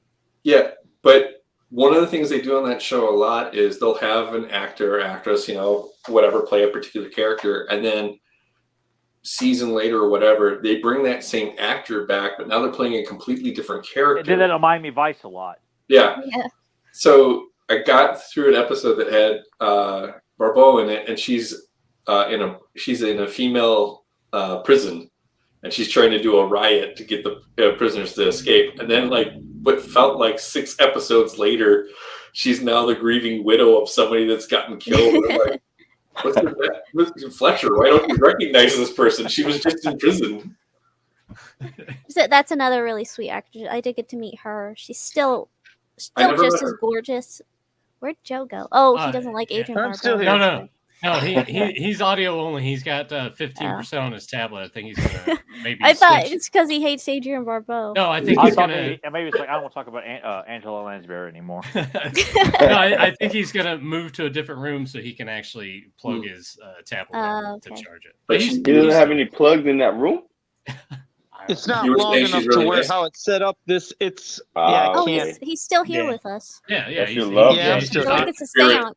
Yeah, Spirit Joe's with us. Well, Joe, while you're figuring me, Joel. While you're figuring that out, give us because since Tyler asked you, what your thoughts on this, and when was the first time you had seen this? Was it probably on cable too? I would assume. No, I think I rented it when I first seen it. I didn't go to the theaters. You know what's funny is I don't even remember seeing the first Swamp Thing in theaters. That's strange. I'm assuming maybe it wasn't at theaters. Do you know if it was? Because that's both of them were. Yeah. Oh, even the first. Okay, well, I just remember seeing the first one and I just didn't like it. I didn't like it at all. So when the second one came out, I thought, oh man, this is probably just gonna suck. And it just had a whole different vibe and tone and feel, and it looked better. It was enjoyable, and I mean, I liked everything about it. It was just such a complete, would you say 180 from the other? What happened? Yeah, you're on screen. Oh god damn it, douche, you dick. So no, it was a complete 180 from the first Swamp Thing that I hated. So what a dick. But it's awesome that you had that opinion on it. I feel like that's kind of maybe aside from Ren, and since he hasn't watched the first one, maybe if he does watch the first one, we can get his thoughts on it. But it's kind of funny that out of all of us, it's the same way. Whether we watched the second one first and then watched the Wes Craven movie, that it's pretty much, the first one's boring, not that good, and the second one, the tone and everything is just way better. The makeup, the suits, the story, everything. It was heartbreaking to see the first one because when I saw this one, you see snippets of what is the first film, but oh my god, like I didn't know if that was just part of the movie, and we're just seeing like this backstory, or Look at you. Hey, Loungy Joe. Yeah, just loungy Joe. I thought that was somebody else. Tyler, he thinks it's the other Ultimate Warrior. John was in the other room, like playing Joe or something like that. I just want to point out that Joe is as white as his wall. Damn. Pretty goddamn close. And look at the that. walls are clean. There's no blood or anything like that. No he made sure to pick a spot with no blood on it. Yeah. If you were to look just a little bit to the left past those blinds, that's where all the blood is. Imagine a little bit. the way Joe's sitting there. It's like he's there how he greets his hookers. It's like the door's open. Envelopes on the table. Next thing you know, I'm going to be walking around, with the fucking phone laying with in me, bed, then my shirt's like, off. Yep, in bed. Then I'm in the tub. Then I get out of the tub. And I'm looking like that's the other shows, Joe. Oh my god! Who the fuck takes a bath and then gets out of the bath? You do look comfy though. I'll give you that. You do look that's probably the most comfortable well, I've ever shit. seen Look, Joe I'm even more relaxed. I'm on the couch. I got my hand on my knee. I got my Jason Voorhees pajamas on. See, Joe's chilling on the couch, with his legs wide open. He's gonna be on a bearskin rug next. Yeah. Hey, did you guys do that for PowerCon? You put me on like a bearskin rug, didn't you, or something? If I'm not mistaken, I thought that's how you promoted PowerCon when I sung that love song. Oh, that. Yeah, the Burt Reynolds thing. Yeah. I thought it was when I was singing, We'll Be There. Ren loved that song. That was all one thing. That was all freestyle, Ren. In one shot, Ren was like, did you sing that to Ren when you guys were alone in the room? Yeah. A little extra. He liked it. I got Ren in the mood. Ew. See, there it is. See? God, I didn't see that. That was what Nathan did. Like, what the fuck is that? Little nap food there for everybody. God. And my Popeye's chicken. God damn. There we go. Oh, thank you. Yeah, much better. Much better. Much better. Yep. Yeah. Yeah. Oh, God. Why is Neptune there? Yeah, I don't know. This is Joe's favorite. I really didn't. Yeah, I think I asked you that before, and I couldn't remember if you ever said why. I was like, why the fuck did you put Neptune there? I don't know. That was a long time ago. I don't even remember what happened. There was some inside joke at the time that we forgot Probably. about. Oh, okay. I know we brought this up earlier, but the scene I was talking about with Monique Gabrielle with the blink acting, the eyebrow acting. Sorry, she. It's when she's talking with Gunn, and they're comparing scars, which in itself is its own thing that I'll get to in a second. But when they're talking back and forth, I counted her eyebrows go up and down like I think it was like 23 times. Oh my god! Now I got to go back and watch. I love Monique so much. I love her too. I do too. I But wouldn't that's change her acting for the world. Oh, no way. No, I it's don't know. perfect. I thought she sounded pretty She damn puts a sexy when she smile talked on my about her face scars. every time she's on screen. I love that woman. Yeah. Pay attention to her eyebrows, Tyler. She Yeah, acts that's gonna like take me out of it What now. part was that again? What part was that again, When they're Tom? comparing scars. Okay. Anytime she's talking. I was gonna say, look for anytime All right, she's you know on what? screen. I got the movie digitally on my phone. I'm gonna bring it up right now. All right, yeah. Do that. Anytime she's on screen and she has to deliver a line, Her eyebrows. her eyebrows will go up and down as she like emphasizes whatever it is You that saw she's saying. Deathstalker too, Joe. You remember her? Yeah, she did it in that. Yeah, I just don't She remember does a the lot. eyebrow thing. I'll have to. Okay, so her eyebrows just go crazy, huh? Well, I mean, it's like all right. I'm at right here at it. Okay, watch her line delivery. It's trying to catch up because I got it right into the sequence here, so it's stalling here for a moment. Well, while you're doing that, when they're comparing the scars, all of the scars are like red as if they just happened. Yeah. Yeah. But they're describing them as if they happened years ago and whatever. Yeah. Oh yeah, she had the one on her boob. That was awesome. The bite. Yeah, the bite mark is so red. And a couple of them, I think, actually were pretty much the same. Yeah. pattern. Some of them were the exact same ones. Yeah. Just about. Very, very love close. it. It would be like scar tissue, like white, if anything. All right, they're see, all red. I'm watching her talk. Okay, I see a little bit of movement there. Yeah. It adds to her charm. I love it. Oh, for sure. I don't know, but I love- but it's not so much where I'm like I see this is like a nervous tick that she's got. All right, I'm fast forwarding here to get. Oh, all right, no, here's it's a more choice. of it. It's an acting choice. All right. It's Okay, an right acting there. She choice. moved it a lot. Okay. She Yeah. did, okay. All right. Now I thought. He's about to come It's to so arrest you. cute. It's so Are you cute. happy, though. Tom? You ruined the come to movie for arrest you. He's Tyler. like, "Oh, see that? Oh, yes. I don't Yes, know. we When she go. pulls It her doesn't hair up ruin like that, I'm anything, like, it's she can move her adorable. eyebrows all the It's the fucking best. way. Exactly. I love it. And she does. It's her trademark, if you will. Exactly. Yeah. I would be I sad love- if she didn't do it. Yeah, if she ever actually like got acting coaching and lost that Yeah, aspect. they're of it, like, stop the eyebrow movement. Yeah. It'd be sad. I don't know. As hot You're as not she the looks in only this guy, movie, though. she could do whatever she wants. Pretty Yeah, much. she's always I'm super sure hot. Jim was like, well, she can do whatever. I'm just taking it back to the trailer when we're done. She kind of disappeared though. I haven't seen her do anything in decades. I've actually been trying to track her down, and there's nothing. No news on You know, her or anything. She's Wow. someone I wouldn't mind seeing at a convention. Let's try to guess who's sleeping here. Yeah. Joe's There you go, guys. sleeping.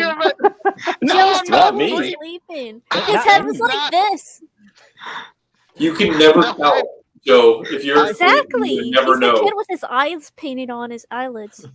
I'm I'm considering not sleeping. I mean, I could considering You how were big- little bit back. totally sleeping. If you need Oh to my make God. another Modulac mask, but with the eyes actually closed, like the lids are red. Nope, I'm completely awake. Oh, okay. Considering how pale he is, it's actually worrisome that he might be dead.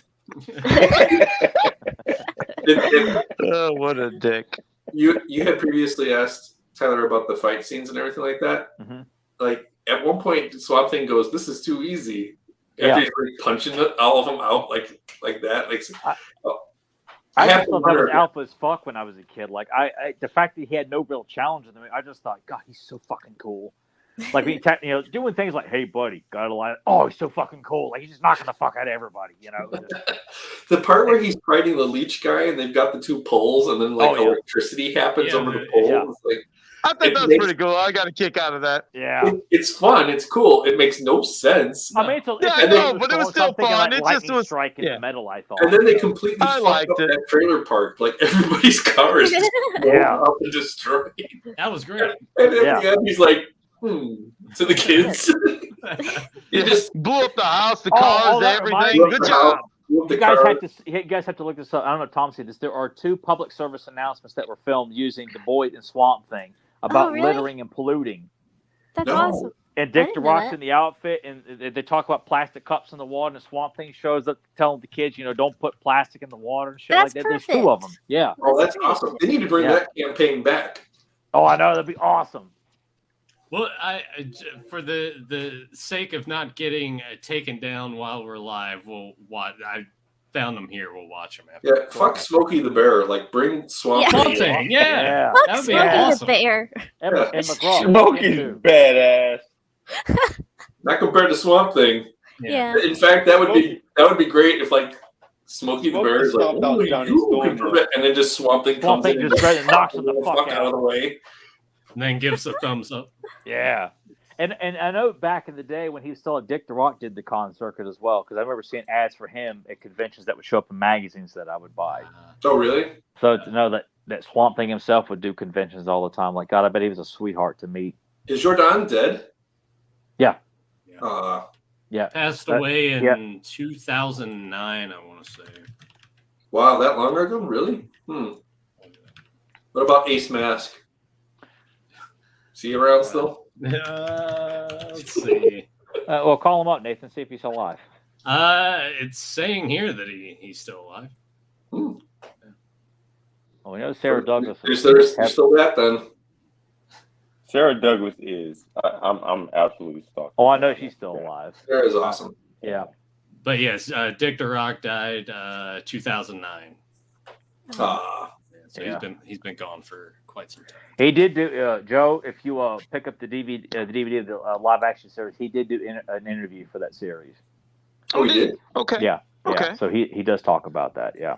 Well, the thing is, too, with the DVD releases of those, they're by volume, and I don't think all of them are in print anymore. Yeah, I think they are. I I was think just that. gonna look that up. I was That's what going to say, doing I right think now, you might so- have to go to eBay. You might be able to find some used copies. Yeah. Is there a box set? Do you know that might have all the seasons? No, they were broken up into volumes, Joe. Yeah. There's probably somebody at a convention that's selling like a bootleg copy of it too. Because I always That's see a it. guarantee. Or we know a guy, Joe, so Yeah, that's right, we do. Oh, we can probably make that happen. rhyme with pushing. Yeah, I'm pushing real good. I'm trying to see if there's any. I get that reference. Oh, fuck. God, one guy is asking all three volumes release all three volumes for almost $300. Yeah. I like it, but I don't know if I I'm like looking. it. I'm on eBay right now, and they got Here's volume 2 for 20. I was just gonna say, I got volume 2, $12 or best offer, free shipping. Yeah. Get it. Okay. Etsy probably has the bootlegs. Yeah. So you can go there. Gotta get Maybe volume 1 they'll- for sure.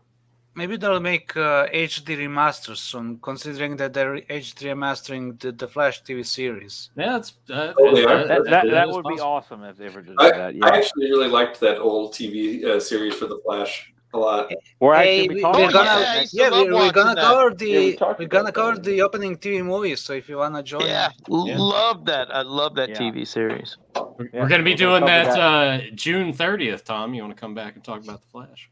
I should be around. All right. There we go. yeah, watch along. Yeah. You got anything else in your notes? Is there anything else? That we Let's see. What else did I have that we kind of haven't talked about already? Getting back to Sarah, I thought that the scene where Let's get back to Sarah. get back to Sarah. you missed your chance, Ren. The whole Dude, I scene know. where Arcane is talking about like fucking her over by using her to fuel his experiment to Yeah. live forever, and she hears it. And at that point, she's like, kind of like, okay, well, I'm gonna kill off the doctor. And I'm gonna let Heather Locklear go, and now I'm gonna like sabotage his experiment. But that scene where she's like, the elevator door opens up and Heather's trying to escape. I don't even remember. Is it Abby? It's got to be Yeah. Abby. Abby. Yeah. Yeah. Abby's trying to escape, and she's just kind of there, and she's like, "Here, take the keys, get out," that kind of a thing.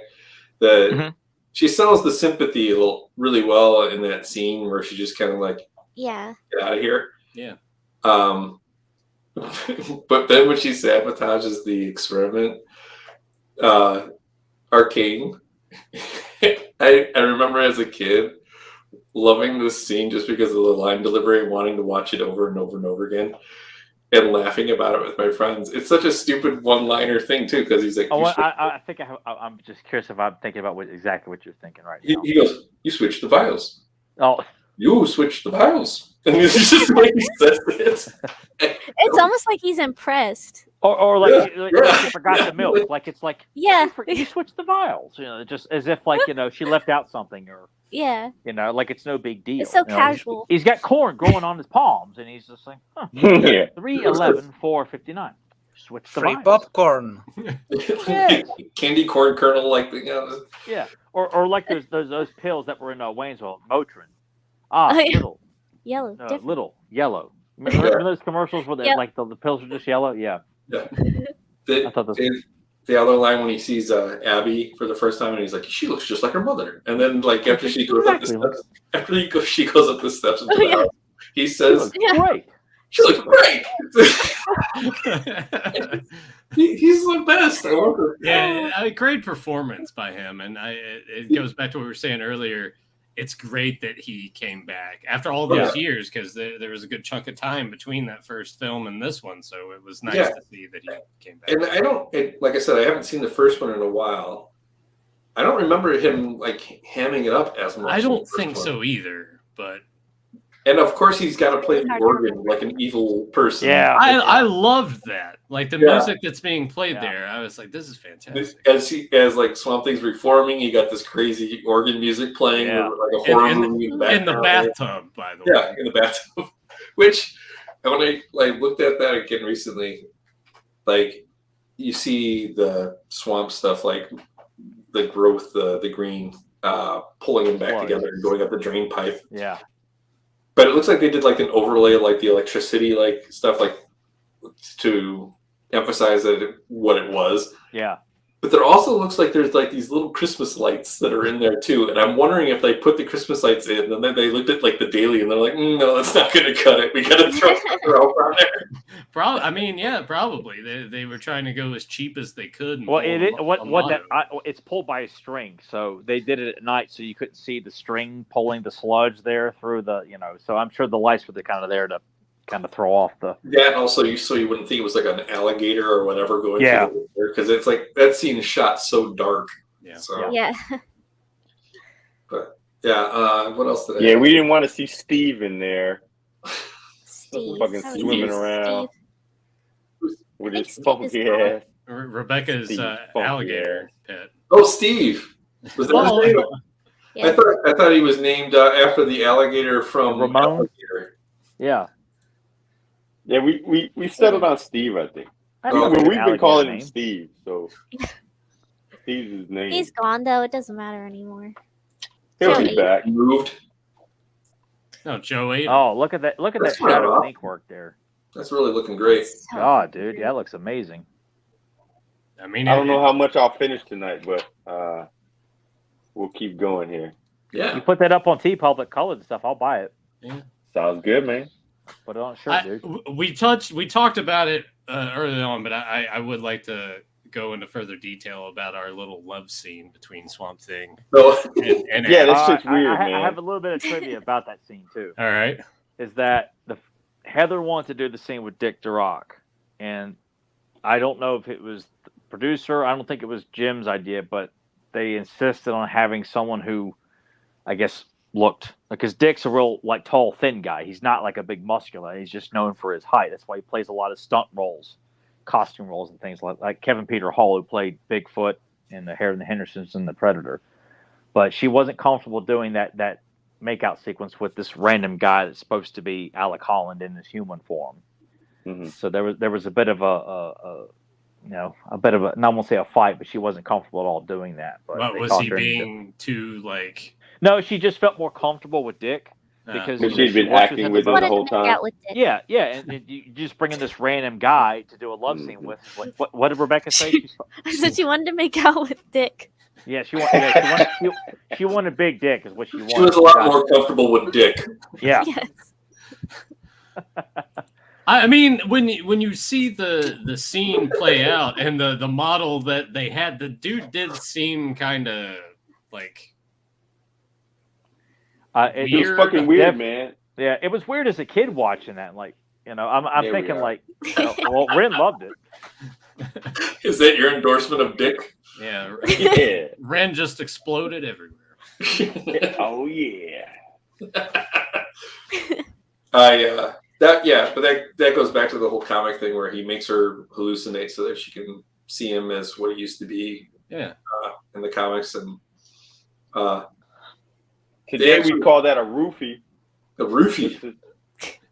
It's all Just natural. saying. I mean, well, it is a plant. He spiked her drink. The thing is, I find it funny is like at one point he's like, "You said yourself, I'm a plant." She goes, "Yeah, but I'm a vegetarian." But vegetarians eat plants. Like, how's that gonna be more? That was the gag, man. That was the gag. Well, when he reaches down and pulls out, what the hell's that he's pulling out? He put it in her mouth. Put it in her mouth. Yeah. Nasty heifer. But yeah, it was very confusing as a kid. Like, did they really just do that? And then you see that like they're just holding hands when it's over. So it's So like, it's probably a little hard to make out with the makeup. Yeah, because it stops with them coming in to kiss, and then it cuts to the hallucination.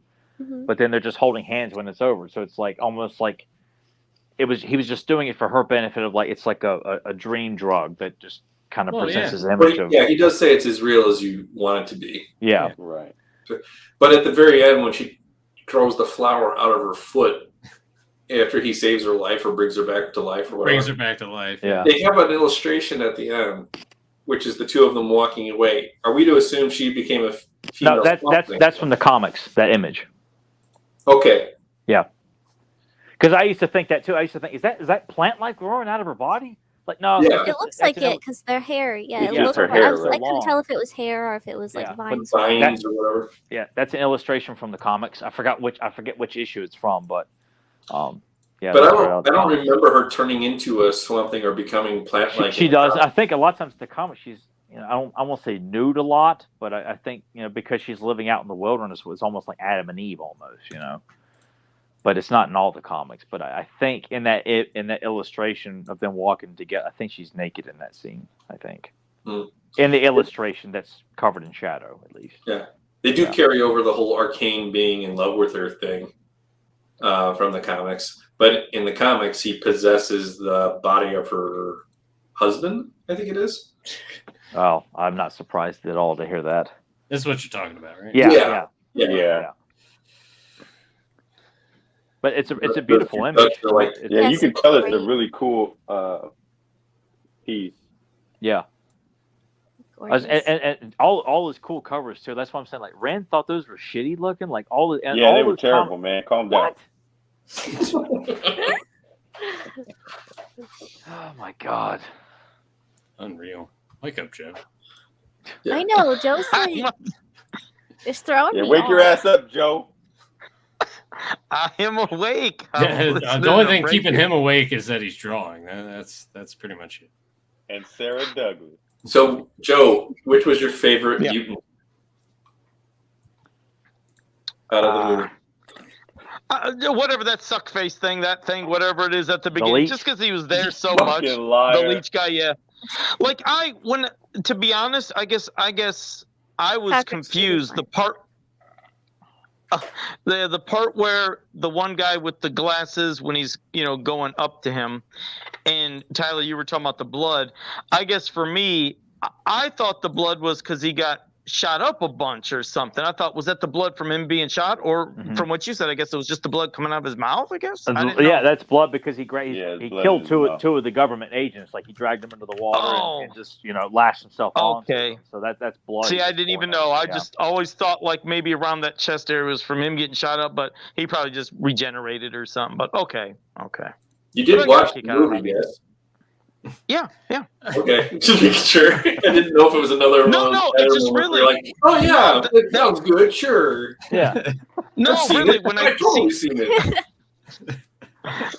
So when I seen that part, I was under the assumption it was his wounds is what that blood was, but I guess I didn't look at it close enough to. Oh, so as a kid, I didn't know what he was. I didn't know that was a leech. As a lot, it was hard to decipher, and even back then, because you didn't have all this high res HD shit. You'd see some of the stuff, and it was just blurry on your TV. So it's like I rarely could ever make out what the hell he was. I was like, I don't know what I'm looking at. Just like a mess. They do refer to him as a leech when the sheriff goes to see Arcane. Yeah. The sheriff actually does say, like, his, saying giant leech fight. Says lost two of his buddies. Speaking of the leech guy, when he finally dies, he blows up. Yeah. It doesn't make any sense. Like, he's on fire, and the moment he hits the water, he blows up. Yeah, I thought he was going to get the fire put out, and then instead, I was like, what happened? Yeah, well, that's what they showed. Swamp Thing. They showed his same thing with him. Yeah, when he was on fire, he runs, and as soon as he hits the water, he explodes like 4 or 5 times. Yeah, but I count that to the fact that he also had a ton of chemicals and stuff on him and stuff like that from the laboratory that he was in when he was set on fire. So I always just chalked it up to it's like, oh, it's just a bunch of chemicals blowing up or whatever. This guy was just a leech dude that was on fire, and he blew up into the water. Well, then they blow Swamp Thing up with the grenade launcher too. Like he just yeah. Which I liked that whole scene too, with all the guns firing. Yeah, and just mowing them down. Yeah. And here's something too: the only bad guy that lives is Poinsettia, Moni Gabrielle. You never see her die. Everybody else is dead. So she's coming back for the 3rd movie. She dodged all the bullets with her eyebrows. and she was supposed to be called Points as a nickname for her by Arcane. He refused to call her that because he thought it was very inappropriate to make a joke about her breasts. And the director was like, well, you were an octopussy. And that caused a big fight, just making that joke there. Oh, really? Yeah. Good on him. He was just trying to be respectful to her. Yeah. Yeah. And it was in the script. It's like, you call her Points for short. It's. Well, Gunn does call her that. Yeah, he does call her that. Yeah. He does call her that at one point. But you didn't like it. At one point, you're so clever. It's kind of sweet. But I didn't know anything about that. I don't know very much trivia about this movie. So. Where's the last movie of this actress called The Planet of the Erotic Apes? Are we saying that Monique Gabrielle is in that? Yeah. Oh, where is this? Also, Forbidden Lust, The Lair of Sinful Thoughts, Man, The Naughty Horse Wife. Well, I think, Tom, we got our next double feature.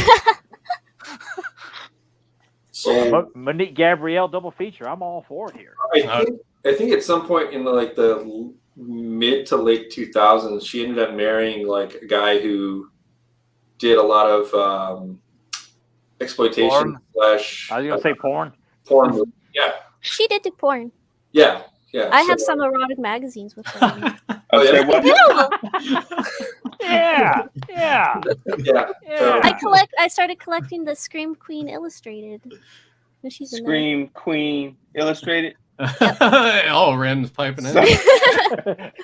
So I got both the covers with her on it just because it was her. I was like, hold on. You ever see Scream Queen like magazines with boobies in them? Water, whatever it's called. Yeah. What is it, Tom? That you're asking if we can see? Queen Hot Tub Party, I think it's called. Queen Hot Tub Party. Is that a movie? Yeah. Well, a movie is being generous. It was filmed, is what you're saying? It was on film. You can video. I don't know. You can get Scream Queen Hot Tub Party for $16.99 on Amazon right now on Blu-ray. Whoa! Blow all your money. She did that before she did Evil Tunes. Evil Tunes. She was so funny in Evil Tunes. Yeah. What's it called? Scream Queen? Scream Queen Hot Tub Party. There's probably a trailer on YouTube. Or she's in a lot of movies that I've seen. It might be on. Yes. Well, I love the cover of this. Streaming platforms, right? Wow. Oh, it's Region 2. Have you ever seen Transylvania Twist? Yes. Oh, I never heard of that. Yep, I just watched that. Yeah. I love the cello scene. Yep, where she's in the closet with the cello. Yep. It's Again, I watched it because she was in it. I was like, oh, This is a poster. Damn it, I want the movie. It's like a tongue-in-cheek like parody. They've got a poster on here too. it's really funny. Okay. All right, here it is. Nathan sent me the link for the movie. Oh my god! For which movie? Scream Queen Hot Tub Party.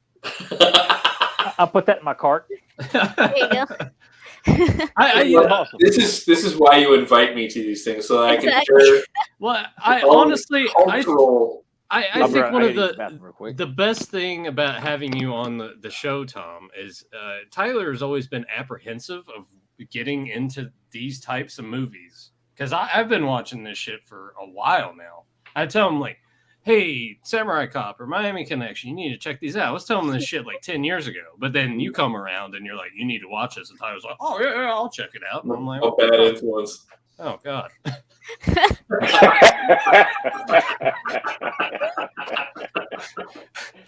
How did you get him over there, dude? That's where he jumped off his camera. He came uninvited. Yep. I like that this is Deuce's gag now, and when that gets up and leaves, he just puts him on his screen. But it's awesome to see that Tyler might buy that Blu-ray. Think about that for a second. So I know. Queen Hot Tub Blu-ray. He might buy that. It's currently unavailable. Aw. Hold up. No. She was also on the Great American Strip-Off. I don't know if you guys ever watched that. It's online. You can watch it. It's just like a strip-off show. Have you seen her in Silk 2? In what? Silk 2. I need to watch Silk. I have not seen that one. I've seen Red Letter Media review it, but I've not watched it myself. Yeah, Silk is pretty I've great. got to track it down because she stars in it. So I'm like, yeah, Silk 2, she's the star. Which part of the Amazon Woman on the Moon was she in? that's one I've not seen either. I honestly don't remember. Amazon Women on the Moon. I'm on IDB trying to see if they have IMDb trying to see if they have it listed where she plays. Karen Steele, the segment of Penthouse Video or Penthouse Video. I don't remember that. Well, how about this? Pornos with Tom Bryski. Since Joe's very, very comfortable over there, if anyone in the chat has any questions, go ahead and put those in there for us. We'll go ahead and we'll wrap this part of it up. Return to Swamp Thing out of 5. What are each of you giving it out of 5 stars? You know what? Let's get Ren out of the way first. Yeah. It's trash. Hold on. Oh, he's writing it down. You take your time. Take your time. It's a tough question there, Ren. Negative. Right, well, it's nice having you on. Best of luck with that T-shirt design. Ren. That was cool. No, I'll bring it back. I'm gonna give it. I'm tempted to give it 4, but I think I'm gonna go ahead and give it 3.5 out of 5. I'm gonna give it 4. I enjoy this movie a lot. Yeah, I would probably. I was leaning towards like 4 at least, maybe even a little bit higher, just because of the entertainment value out of it. Yeah. You know what? I'll bump mine up to 4 as well. Because I think 3.5. The peer pressure. No. Because I think 3.5 is probably too low. Because once you've the fun factor to it, the costume designs, like it all comes together very well. Is it like super spectacular, amazing? No, but I think 4 is probably good. Yeah, baby. Good point there. It's got Sarah Douglas, man. You got to give it a higher than negative 33. Yeah, come on, Ren. You got to at least. Sarah Douglas by herself gets a 45. However, all right. Well, Ren thinks you're no longer going to get any more hugs from her because of the rating you gave her. I sure would love to hug her. Yeah, I bet she smelled nice too. Yeah, dude, I don't remember how she smelled. I was smiling too fucking much. I was tasting her essence. It was amazing. Yeah. I didn't know where that was going for a second. Yeah, don't worry about it. Don't worry about it. Don't you worry about it. Joe, what about you? What would you give it out of 5? 4. Where'd you go, Joe? 4 what, Joe? What's that? 4 what? 4 out of 5? He's falling. He's getting sleepy. I can tell He's just so by the way he's tired. talking. He's passing out. So confused. I swear he fell asleep before. Yeah. Because his head was No, like this. no. Yeah. Oh No. yeah. No, No. Yeah. no, Yeah, I'm he's not still fighting it very alive. hard, is he? He's sleeping. Tyler, what about you? 4.5. Okay. I still get goosebumps for certain moments that I saw as a kid, like when Swamp Thing emerges to beat the shit out of the Leech Man for the first time. I still get goosebumps because I get so pumped up for him to come in because I love the score. I love all the beautiful women in it. It's the fight sequences. They're very pedestrian by today's standards, but I still get excited watching Swamp Thing beat the fuck out of everybody in the movie. So it's You not are Batman. wild, It's not man. Ninja Turtles.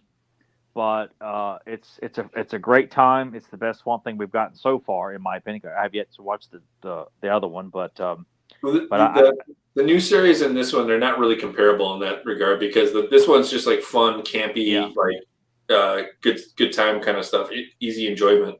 And the other one is basically a horror movie with Swamp Thing.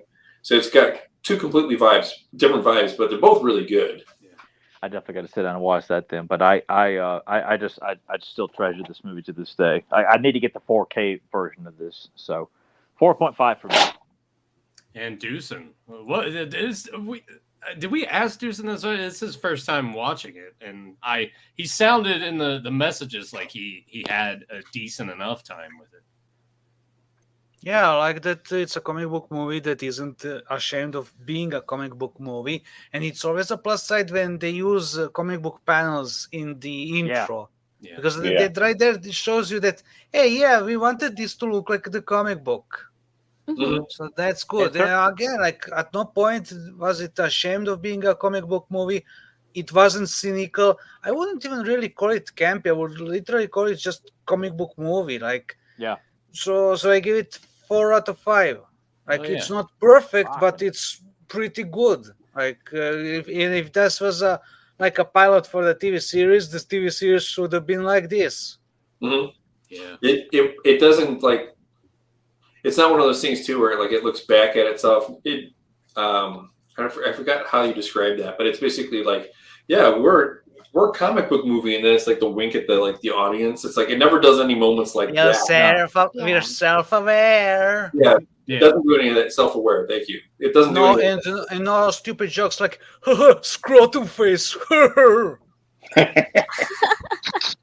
Did you guys notice like some of the transitions are like a page turning? Like a comic book? Yes. Yeah. Yes, it's just one of those things that show you that they are not embarrassed of this being a comic book movie. They just go right into it all the way.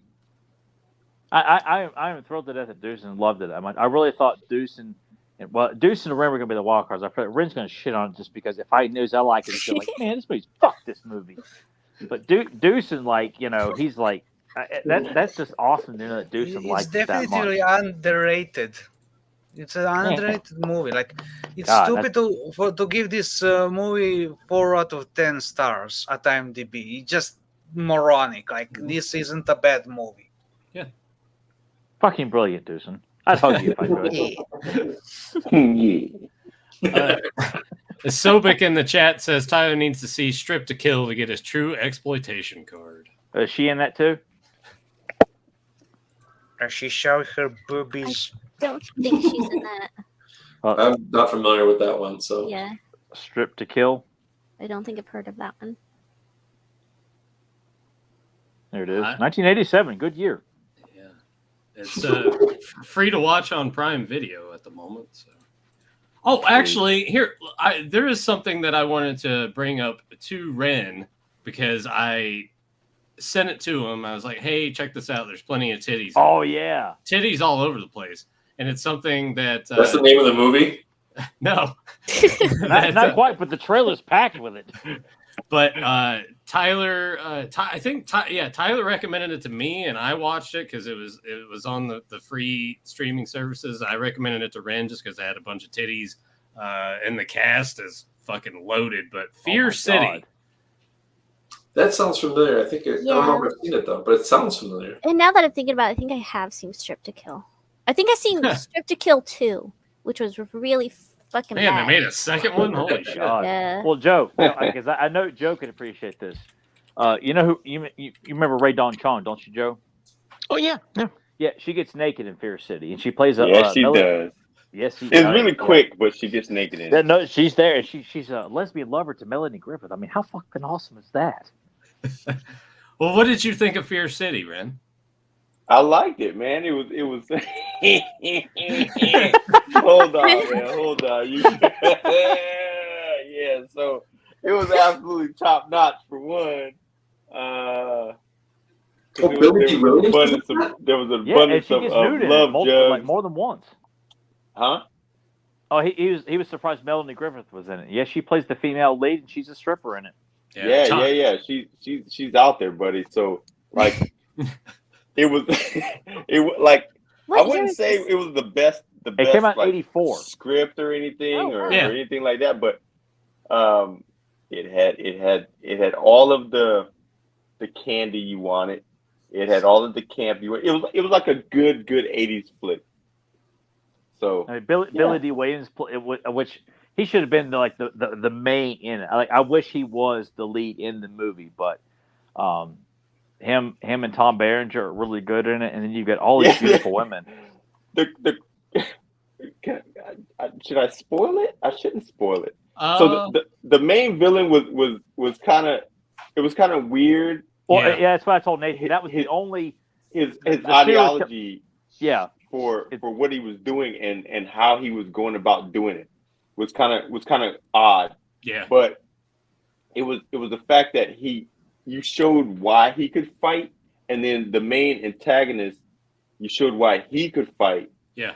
And so their fight scene was super believable for someone like me who likes the fight genre, to see those two different fight styles go at it, right?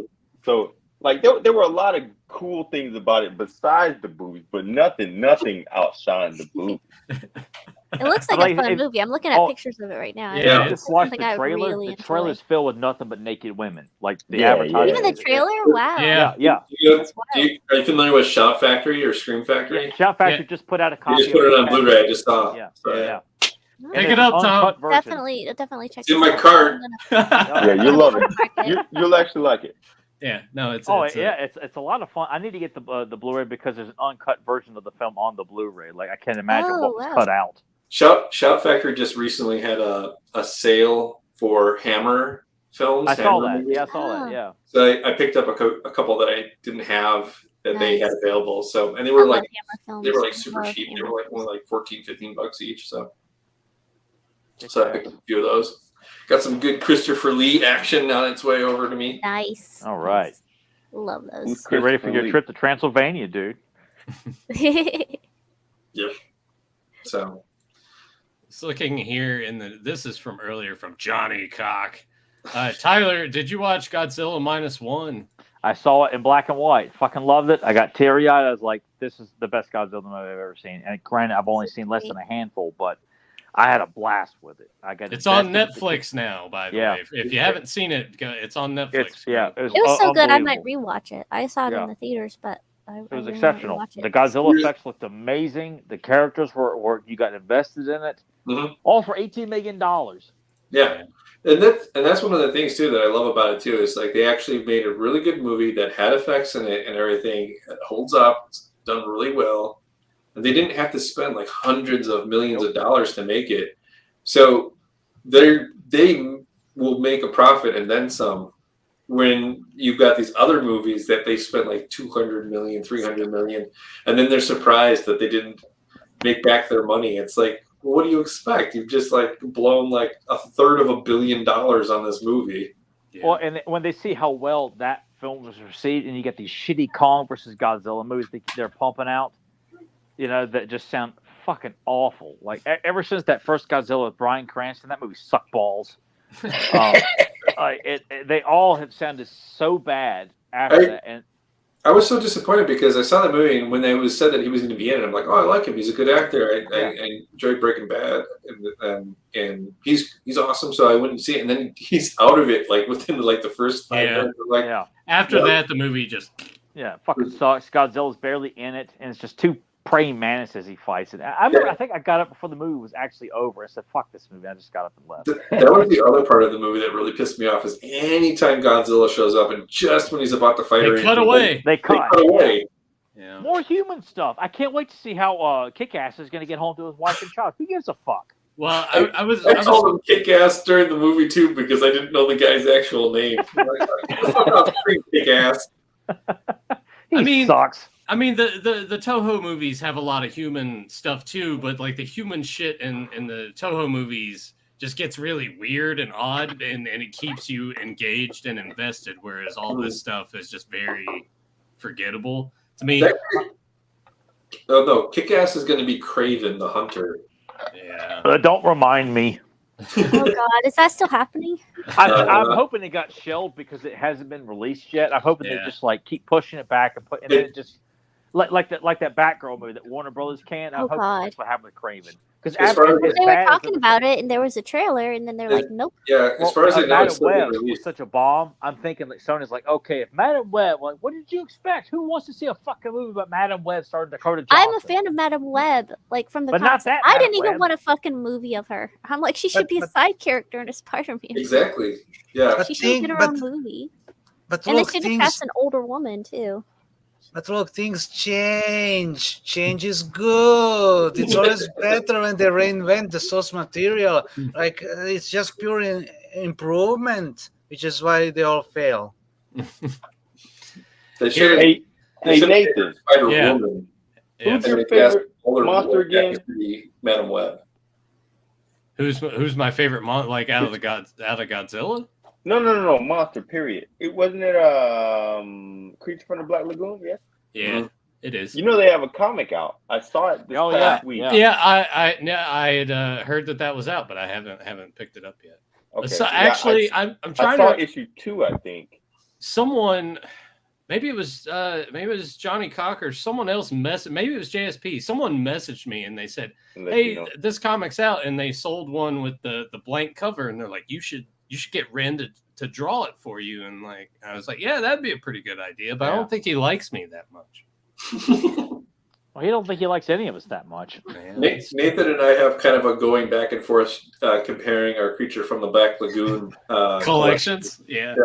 He'll send me links all the time. Hey, did you buy this? I'm not picking it up. Are you going to get it? Yeah, I already bought it. Yeah, it's like back and forth with He's the best of the Universal monsters. He always has been, in my opinion. Did you speaking of, did you see the Monster Palooza exclusive creature statue that they have on sale right now? No. No. How much is that? I haven't seen any updates for Monster Palooza yet. Yes. I don't know what that means. It's the beeping again. Oh, he had to He's leave? getting the beeping. I thought when he was doing this, I thought he wanted to interject with something. And then I thought you did too, yeah. I mean, I thought we were just all going to acknowledge the tribal chief, Roman Reigns.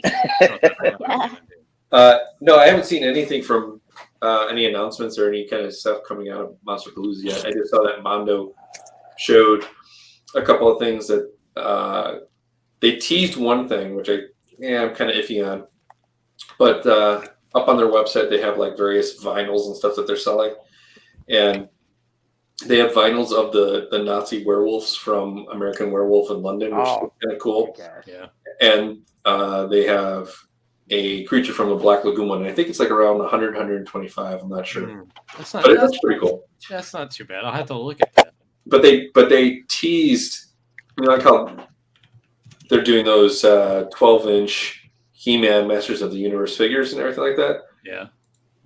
They showed off the prototype for something they're just making up, which is a steed for Scareglow, and it's called Scaremare.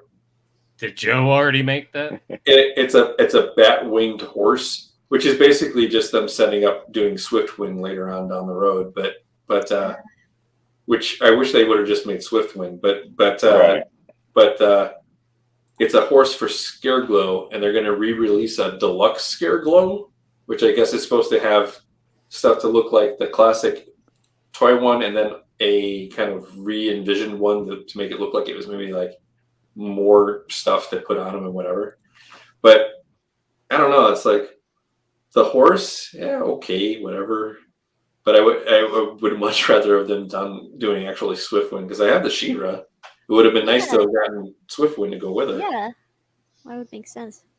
But I don't know. It's just a Much prototype. sense. Maybe then when they have the actual Yeah, let's version not of it. make sense, Tom. What the hell is wrong with you? What I said makes no sense. No, them making sense makes no sense. They're never gonna try to make sense. I don't like the idea of anything that makes Scareglow having sense. a steed anyway. Like Scareglow doesn't need a steed. Like it just strikes me Yeah, as the why type is he who riding around? Why? Yeah, Why? Because he can fly. No, not even that. I just think the idea like this character has a very imposing look. He could just appear wherever he wants, like a spirit almost, like Yeah, he's like a a fucking ghost. ghost, isn't he? Yeah, also, Yeah, yeah, so- he And can he can fly. levitate. He can fly around. It's like Flash using a car.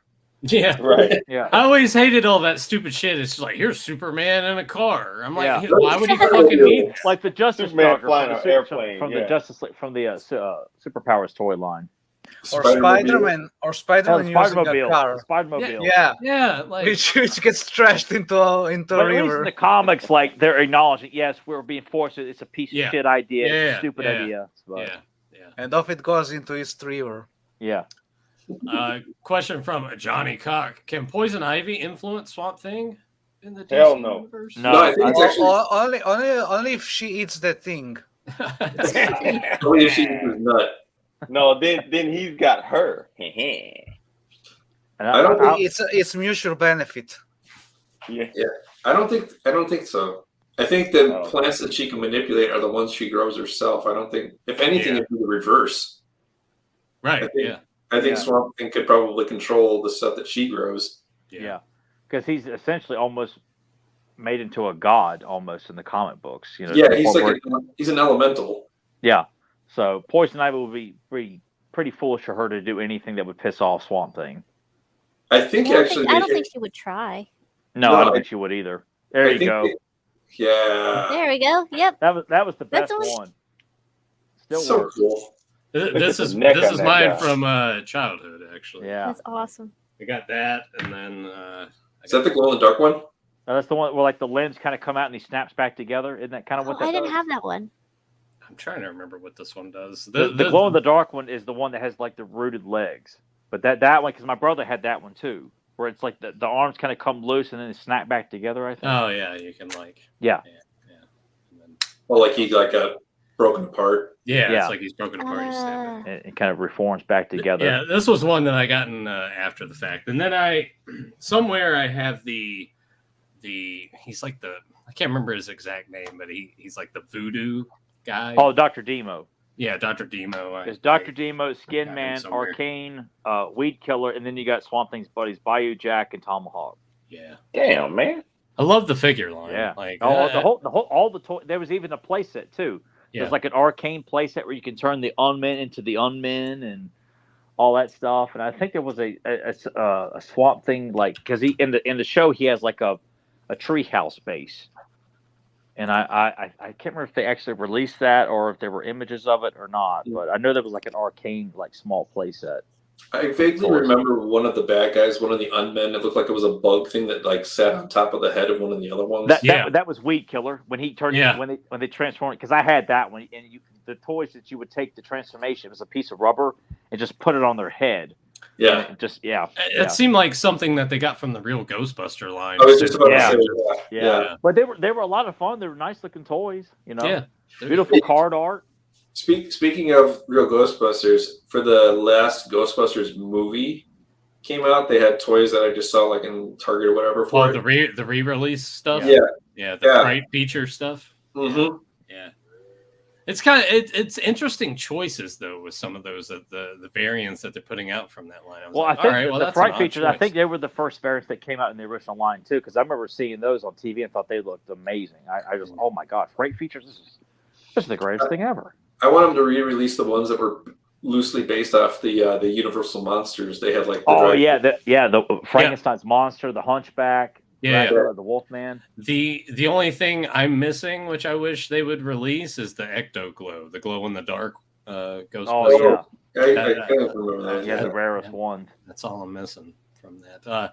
Fedmon asks, so how many houses does Ren own now because of Tyler's money? I've been trying to get him another house. I'm actually on it, Tyler. So I'll be surprising you pretty soon. So Sobek has a comment that says, "Howling 2, Tyler." Oh, I've never yes. seen. I've never seen it. I've only seen the first one and Howling the Freaks were the only Howling movies I've seen. But I know Nathan's favorite Red Brown. Red Brown, man. It's in Howling too. But you skipped over quite a few of them if you went right to the Freak Show one. Well, no, because that was the first one I saw because it came on TV during the day, so I had the balls to watch it. That's how it was when I was a kid. If it came on during the day, all right, it's not nighttime yet. And fortunately, it didn't scare me, so I wasn't bothered by it. Yeah. But it was just what was available because I didn't have the balls to rent horror movies at the time. I was kind of the same way. Like a horror movie came on, but it was still light outside. I'm like, I can do this. I can do this. Even if it's edited down to shit too, so like it's never gonna get too scary because it's when you're a kid, because I remember like watching Friday the 13th was the first horror movie I ever saw. It was on USA. Yeah, was it the marathon or just they played 1 and 2 back to back, and I didn't think it was scary. I thought it was very intriguing and creepy. But then when Nightmare on Elm Street, I saw that on USA, it scared the fuck out of me. Yeah, I didn't sleep for a month after that. I drove my parents crazy trying to sleep in the bed. I earlier when we were talking about it because I knew that it was out, but I know it's only limited to like 1,600 copies. I went ahead and bought a copy of Fear City on Blu-ray. I'm like, oh yeah, nice. This comes from Lacey Dean. Did Tyler like Kong Skull Island? I didn't want to see it. I lost interest. Like I thought it was kind of intriguing. My dad went to go see it. It's pretty good, and he said it was okay. That's the best one out of the monster verse shit that they've done. I think what kind of bothered me is that I knew they were setting that up to be a Godzilla Kong crossover. Like, well, Godzilla's way bigger. Like, it makes no sense logically. Then they say, oh, he's still growing. But I thought the idea of having the King Kong story take place during the time of Vietnam was pretty cool. No, it's cool. Yeah. But I guess I just kind of felt like I don't know, man. Like after, I think I just didn't have any faith in them to do it. Justice. I still love the original Kong, from the 1930s. I still fucking love that movie. But there's a question here from Oliver Belmont. Nathan, any plans on getting the toy figures of Swamp Thing and Occult Detective John Constantine from McFarlane Toys? I actually do have the Swamp Thing from cool. And this motherfucker's huge too. Yeah, he looks. I actually like that one a lot. Yeah, that was sweet. Did you ever get the one from Mattel that they released? I think it was a San Diego Comic Con. I have that one boxed up. The box, I do not have that. But it did look awesome. On an asshole Justin. Oh, great! Yeah, did he show you a picture of Matt Hardy? And it's like, look, I wrestled once. Yeah. Check this out. He's not making that up either. Yeah. Question from Sobek. Have you ever done Lawnmower Man on Now for Something Different? No. No, I've never seen Lawnmower Man. I haven't seen Lawnmower Man either. I don't. Well, I have. Maybe I have. I think my parents maybe. Hard watch. Yeah. Who's in that movie? Pierce Brosnan. Yeah. Yeah, Pierce Brosnan. Pierce Brosnan. The guy who plays Eddie K on Miami Vice. Oh, I forgot what his name is. We're glossing over the fact that Ren doesn't know who Pierce Brosnan is. I know who Pierce Brosnan is. No, you asked who. You're like, who? I said, who was in the movie? And Ren's like, does he have boobs? You said Pierce Brosnan. I said, oh. I know who Pierce Brosnan is. Oh, yeah. Who is he, Ren? He was 007, wasn't he? He was Remington Steele. Which cat is that? This is Jack. Huh? Hi, Jack. He's my baby. He loves me. He loved me. You will love Sybil Danning, Tyler. Who doesn't love Sybil Danning? Exactly. I was just about to say that. I was say, is that Red Brown's sister in the movie?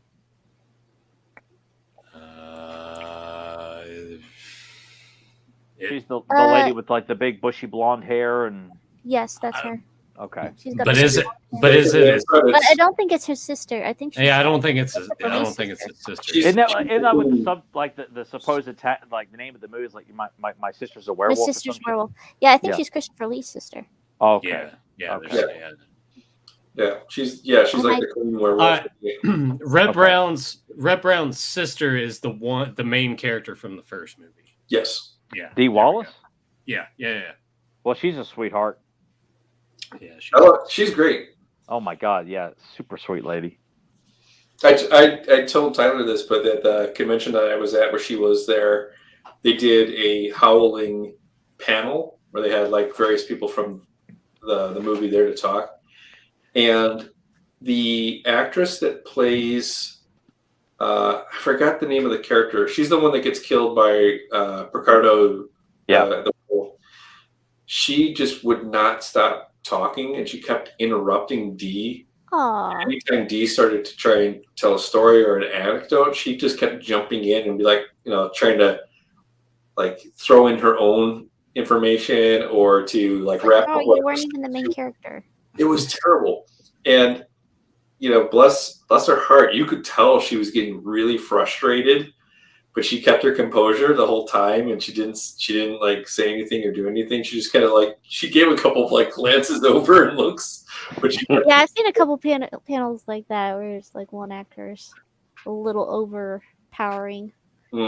Yeah, and people were like talking because I guess that actress was very close with Joe Dante.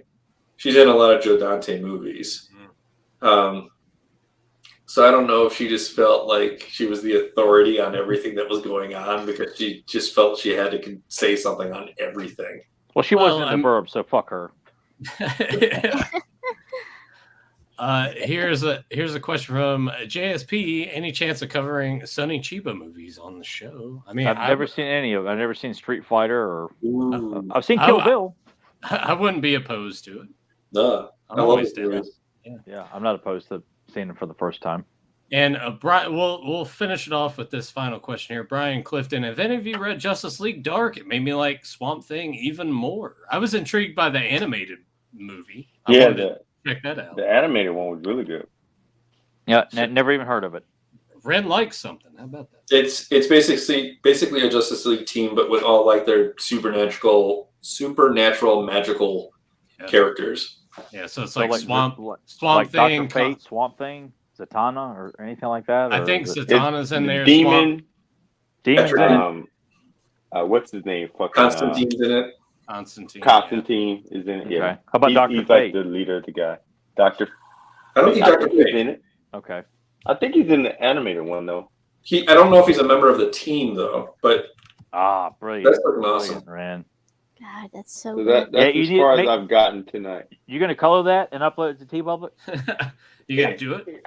Whenever it gets finished. So I don't know how much more, because he's so detailed. You know what I mean? Like he's super detailed in here. So I'm having to go and separate the hand We from the rest did this of the within like arm. the span of a couple of hours, dude. So Yeah. So like, there's a lot to him, but I want to have like water down here. Oh yeah. To separate, like coming out of the ball on the shirt, it'll be able to be separated. Mm-hmm. So it'll have like little water ripples. You should put the leech man just floating in behind him with the bloody mouth in there. Yeah, like it just have the fat kid in the back with a Twinkie. Yeah. With a baseball bat. With a baseball bat. A small Joe Amato. with the fucking baseball bat and the Twinkie. The members of Justice League Dark, Madame Xanadu, Constantine, Zatanna, Deadman, Shade, The Changing Man, Mind Spectre. Warp, Black Orchid, Dr. Mist, Frankenstein, Princess Amaya, Timothy Hunter, Swamp Thing, The Phantom Stranger, Pandora. So, and then there's a lot of a different lineup. Wasn't it like Wonder Woman ends up being in there? Dr. Fate is in there at one point. Animal Man, Man Bat.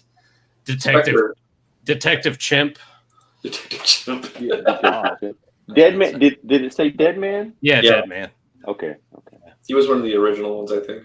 I mean, it makes sense. Yeah, if you're gonna do something, he'd have to be in there. Yeah, Dead Man's awesome. I really, Dead Man's pretty cool. Enjoy that character. Oh man, But he's dead. He's dead, man. Yeah, dead man. Yeah, like I have a mini series I think of Dead Man, and it talks about his origin, and he had to do something where because he's trying to find his killer. Right. Speaking of, did you ever see that Justice League Unlimited episode with him? Yeah, where he kills Black Manta.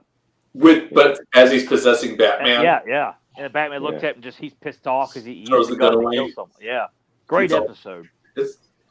They couldn't call him Black Manta in that episode. I know. They call him like Devil Ray or something like that. Yeah, Devil Ray. That's what they fucking called him. I'm like, no, that's Black Manta, damn it. Everybody knew it was Black Manta. I know, and it was awesome. It was a great visual and a good voice, and I wish he was depicted more in the show. I think throughout various cartoons, especially like when you go back to like the old like Super Friends cartoon, I always loved how they depicted his voice in that helmet, like that kind of weird, like echoey, like vibrating voice. It wasn't like quite like a transformer, but it was like around that range where it just had that like reverb. I loved it. Oh yeah. We need to talk some Justice League Unlimited on here at some point. I tried out for that. Wait, what? As a storyboard artist, I tried out. Holy shit, man! I obviously didn't get the job, but I tried. But why? Well, way back when. Yeah. Well, explain the process a little bit of like what was the what did you have to do? How big of a pitch did you have to make, et cetera, et cetera? We'll do that, and then we'll bounce house. Okay, I'll try to make it real quick. So before that cartoon was in production, or they were just starting production, and Warner Brothers was looking for various people to fill roles like character designers and all kinds of stuff. I applied for character designer too. But anyway, you could submit your portfolio, and send it off, tell them what positions you're interested in. And if they like what they see in your portfolio, they will reach out to you and contact you with what positions that they want to have you test for. And testing is basically they'll send you a packet which has got various materials in it. I got a section of the script of the pilot episode, and they highlighted a section of that script, and they basically said, okay, we want to see what you do to storyboard out from here to here. Like reading the script, how would you panel this out? And when you're doing the storyboards, you're basically setting up like as if you're doing camera shots, like for a movie, like what angle is going to be the camera, which characters are you seeing, from what angle are you seeing the characters, the whole thing. Like you're basically setting up a movie, but you're just doing it almost like comic book illustrations. So do that whole thing. So I did all that, and then I also did the test for character designer. And character designer, it's pretty much the same thing. They're like, okay, they show you. It's also as part of that package when you're getting the storyboard stuff or character design stuff. They also send you a packet of the designs that they've already nailed down, so you understand what the style is, so that you can copy that or to your best ability match it for the storyboards and the character designs. So I actually have still the old packet awesome. of the script and the character designs and all the stuff that they had sent to me in order to be able to test for it. It was really cool. Was this the first episode, like the one where Green Arrow shows up, like the first episode of Justice League Unlimited? That's Justice League Unlimited. I'm talking way back. Oh, okay, for the pilot of the original Justice League. Yes. Show. Okay. Yes. Oh wow. The one where it's the alien invasion thing and they all get together. It was that one. And the section that I had to storyboard, I'm trying to remember, it kicks off after they've first all gotten together, and they've kind of like at that point decided they need to split up to hit various points to try and eliminate the machines that are trying to terraform the planet. And the scene that I had was between Green Lantern and the Flash. So I storyboarded out that whole section, which was great. I loved doing it. It was a lot of fun. And then character designs, they named off a few characters and gave you designs, and they just wanted to see one that you could redraw the characters in that same style, based off of that. Then they chose characters that they didn't intend to have into the show. Right. They just wanted to see what you could do. And I know why they did that. It's just so that if your design was any way, shape, or form similar to something that they did have in the show, that you couldn't be like, oh, they stole my work, and put it there. So they chose characters they knew they weren't going to use, or at least weren't planning on using at that time. So I did all of it. I sent it off, and then got a response back, and basically just said, we appreciate the work and everything like that. It was really good, but we ended up deciding to go with promoting a couple of artists from one of the other shows that we're doing into this one. So they basically hired within and filled up the staff that they had. So, but it was a fun experience. Yeah, that's awesome that you're just part of that. I think that's just a wonderful story to share. But I'm happy for you. Hey, you didn't get the job, but no. I think it's just awesome that you got to participate in the beginnings of Justice League, dude. That's badass. But even so, it was like just the getting all that material sent in to take a look at and reading the script before it ever aired. And, that's awesome. That's so cool. A lot of that stuff was just fun. And you have to think about the time period around this time too, like internet wise, like just where we were. Yeah. With all of that, just it's very snail mail, like all that. Yeah. So to do that, send it off, and then to wait for a response was probably a really anxiety filled, like just like, oh God, I can't. Am I gonna get it? Kind of yeah, I did that. I did something similar with Invader Zim also. Oh, cool. Huh. So I love that show, man. Yeah, that was fun too. A friend of mine used to date the creator. It didn't help me get the job though. but I did. I just did character design for that. I didn't do storyboard. After actually I did the character design, and they got back to me and they said I didn't get the job. Then they asked, they actually asked me, it's like, we don't necessarily want to hire you for a character designer, but would you be interested in doing storyboards? And I don't know why, but I must have had a reason at the time, but I said, no, that's okay. I'm not interested in Damn. storyboards. So, which I guess I just wasn't feeling it at that point. That's it happens. It absolutely happens. They probably would have just hassled you more, like, hey, it's not good enough. But by the way, can you show your feet?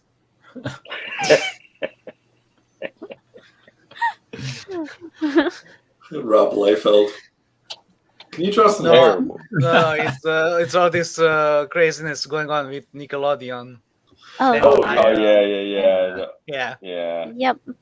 I tried out for Nickelodeon People's too. mouths and shit. But I was pitching my own cartoon for Nickelodeon. Oh, awesome. I came up with a cartoon series called Imitation Crab Meat Theater. I love that name. Yeah, and it's got these like anthropomorphic like animal characters. There's 4 of them. One's named Benson. He's a blue-footed booby. There's a Jamaican fruit bat, a British punk hyena, and a frilled lizard, which you're not really sure what he is. He's just weird and nuts. And his name is Izzy. And it's the 4 of them. And the show itself doesn't have any like continuous plot. It was more just situational. And every episode, you would just throw the 4 characters into whatever situation it was, and it was their personalities and how they worked together, or not work together, how they handled that particular situation. So it was just stupidity, basically. And I put that show together. And when I originally put it together, I was pitching it for Adult Swim. I was actually gonna say, like, that sounds something more that you would want to pitch to them over Nickelodeon. So I'll have to show you guys the stuff, and I'll send it to you if you want to. I have like scripts that I wrote up at the time. If you want to read them. See that. Definitely. But, absolutely. But I wrote a couple scripts. I got them. I sent them off to Adult Swim, and the guy at the time that was head editor and everything like that, he said he really liked the stuff and everything, but it just didn't fit their format, because the way I had drawn it was like more like what you would expect like out of a higher budget thing, and they were doing stuff like Aqua Teen Hunger Force and things that. So it's like I would have to dumb it down a lot in terms of like quality. But also I wrote it in half-hour scripts, and a lot of their stuff is like 10-minute segments, if anything. 15-minute stuff, yeah. Yeah, 10, 15 minutes. So he's like, he was explaining, the guy was awesome. He was super cool about the whole thing and everything, like tell me exactly, why they were passing on it, and this would be great for something else, but not necessarily for them. And I was like, that's totally understandable, totally cool. And I appreciated the feedback. But then Nickelodeon was doing a pitch call for cartoons, and I was looking at this the thing that I wrote. I'm like, well, this isn't really for a kid audience, but I bet you I could edit it in a way to make it work. So I did. Like Rocco. Yeah. Like if I pushed it a little bit further than Rocco, though. But anyway, I sent it off to them, and then I heard back from them. They said, "Okay, cool. We want to talk to you. We're going to be at San Diego Comic-Con talking to a couple of different people."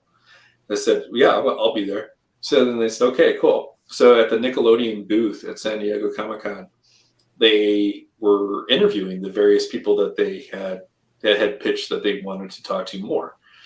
And this booth was set up where it was like, it was done like almost in a round where it's like, imagine like 4 cube like areas. Like one was a merchandise booth. One was like this thing that had a bunch of TV monitors that showed off like cartoons and stuff.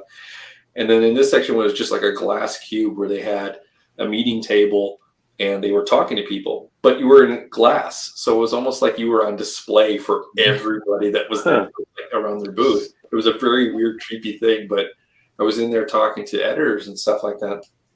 And I put together a full pitch package and stuff. And I remember the one person saying to me, they're like, well, we really like this. And you put together the most professional pitch package we've seen ever.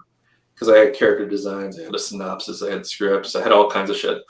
And, but they ended up going up with somebody else anyway. Man. But that's okay, because thinking back on it, it's like I changed the show to match them. Yeah. And I would rather just it do wasn't it your show anymore in the first place. Yeah. So, but the cartoon that they did go with, I don't even think it lasted a season. So. Do you remember what it was? It was like something. It was like 4 words put together. It was like something pickle, blah blah blah pig. I can't remember. It was like 4 words. Was it about a dog? You have to give me a Because little more. there's a cartoon on Adult Swim called like Mr. Pickle, and it was like a satanic dog. No, I don't think so. It was very manic, and you could tell obviously that they were trying to go for like the SpongeBob crowd. Yeah. And they made it very manic and very like nonsensical and whatever. And I remember trying to watch an episode of it. I'm like, it's too much. Push it a little too far. Mm-hmm. And I couldn't watch it. It was one of those shows where it's like, if I had a kid, I'm like, there's no way I'm letting my kid watch this. They'd be hyper. I was very adamant after a while. Like, I didn't let my son watch SpongeBob or like any of those Nickelodeon shows. I watched them. I was like, this is not for kids. Like there's a lot of inside jokes in these things. I'm like, this is not for fucking kids. I'm like, dude, you can't watch these. He's like, I can't just see like, Ren being that dad. I can't either. I figured Ren would be like, hell yeah, we're gonna watch that. We're gonna watch Rocco, Ren and Snippy. No. By the way, there's this movie, Fear City. Come here, son. Would you let him watch Ren and Snippy? I didn't even watch Ren and Stimpy. Oh, okay. Like I absolutely hate Ren and Stimpy. But it's in the intro. Yeah, I know, but that's it's Rebecca's only because fault. that's my name. No, I picked it. But it's only because it's my name. But like when I watched it when I was a kid, like I didn't like. I got into the hype of The Simpsons because it was a nighttime show, but I didn't like the animation. Even when it was on what was that lady's name? I love Tracy Ullman's show. I love the Tracy Ullman show, but I didn't like the way the animation looked. Well, it was very crude at the beginning, though. But even the first season of Simpsons is hard to watch because it's just the animation is just not. To me, it didn't get any better. Like I didn't like the style of it. So you should check out the episode Mr. Plow, because that's an example of how good Simpsons animation can be. Mr. Plow. Yeah, where Homer starts his own snow plowing business. Okay, because theme song. I'll watch it. I'll watch it, and I'll let you guys know what I think. Because I did watch. Like I hated what's the one with Pickle Rick? Oh, Rick and Morty. That's Rick and Morty. It's done with vector puppetry. I hate it. I hate the show. I hate the idea of the show. But my buddies convinced me to watch the Pickle Rick episode. and I liked the portion of him fighting the rats, and that's the only portion that I like. Yeah. So I'll watch it, and I'll honestly give you guys. You should check out this phenomenal Adult Swim show. It's called Smiling Friends. That show, I've seen that advertised. I love that cartoon. It's hilarious. It's made by. It's made by. I'll start with stage one. Let's start with the Simpsons episode. We'll go slow. Smiling Friends, the one with the forest demon. Yeah, and the best part is that it's made by YouTubers, so it's made like people like us, basically, like who got their way into the industry, and they're like they pretty much dominate. They pretty much put every adult show to shame because they don't rely on vulgarity. They actually think through all the gags. I'll check it out. If it's Tyler says it's on Max, I'll sit down and it's good. I'll good. Watch it. I think I have Max. You can see clips of it on YouTube too, but no, I'm not gonna do best. Best you watch the whole thing. Yeah, I'll just watch the whole thing. It's like it takes that randomness format, but it does it well. It actually does make sense. I'll trust Deucen on that because he's very like if Deucen likes something, I'm like, well, I'm probably gonna like it too because he hates. Him and Ren are kindred spirits. They think everything sucks. I know. So once you find something that they like, you're like, all right. Hey, if it sucks, man. Well, I'm going to say anyway, about that cartoon. No, I'm just kidding. Well, I hope everyone. Go ahead again. Yeah. Joe's not here to do the wrap up because he had to take a phone call. So I hope everyone enjoyed our discussion on the return to Swamp Thing. Tom, it's always a pleasure. Thank you for joining us. Absolutely. We'll see you within the month for some Flash. If you enjoyed Swamp Thing, leave a comment down below. Let us know your thoughts on the film.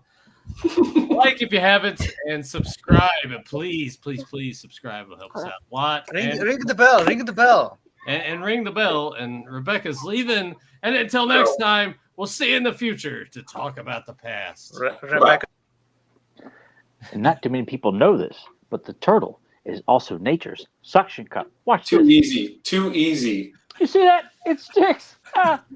Too easy. UHF. I know he was going to get. I specific because we referenced Spatula City a while back. Like I'm gonna reference UHF tonight. See if, I know Tom will get that one for sure.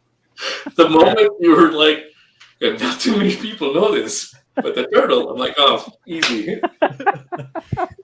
And I have Michelangelo here as my turtle that I was going to throw up on the ceiling there. So we need to actually just do an episode that's strictly dedicated to the rest of us picking out movie quotes and seeing if Tom and Tyler can guess what they're from because they're the best at it.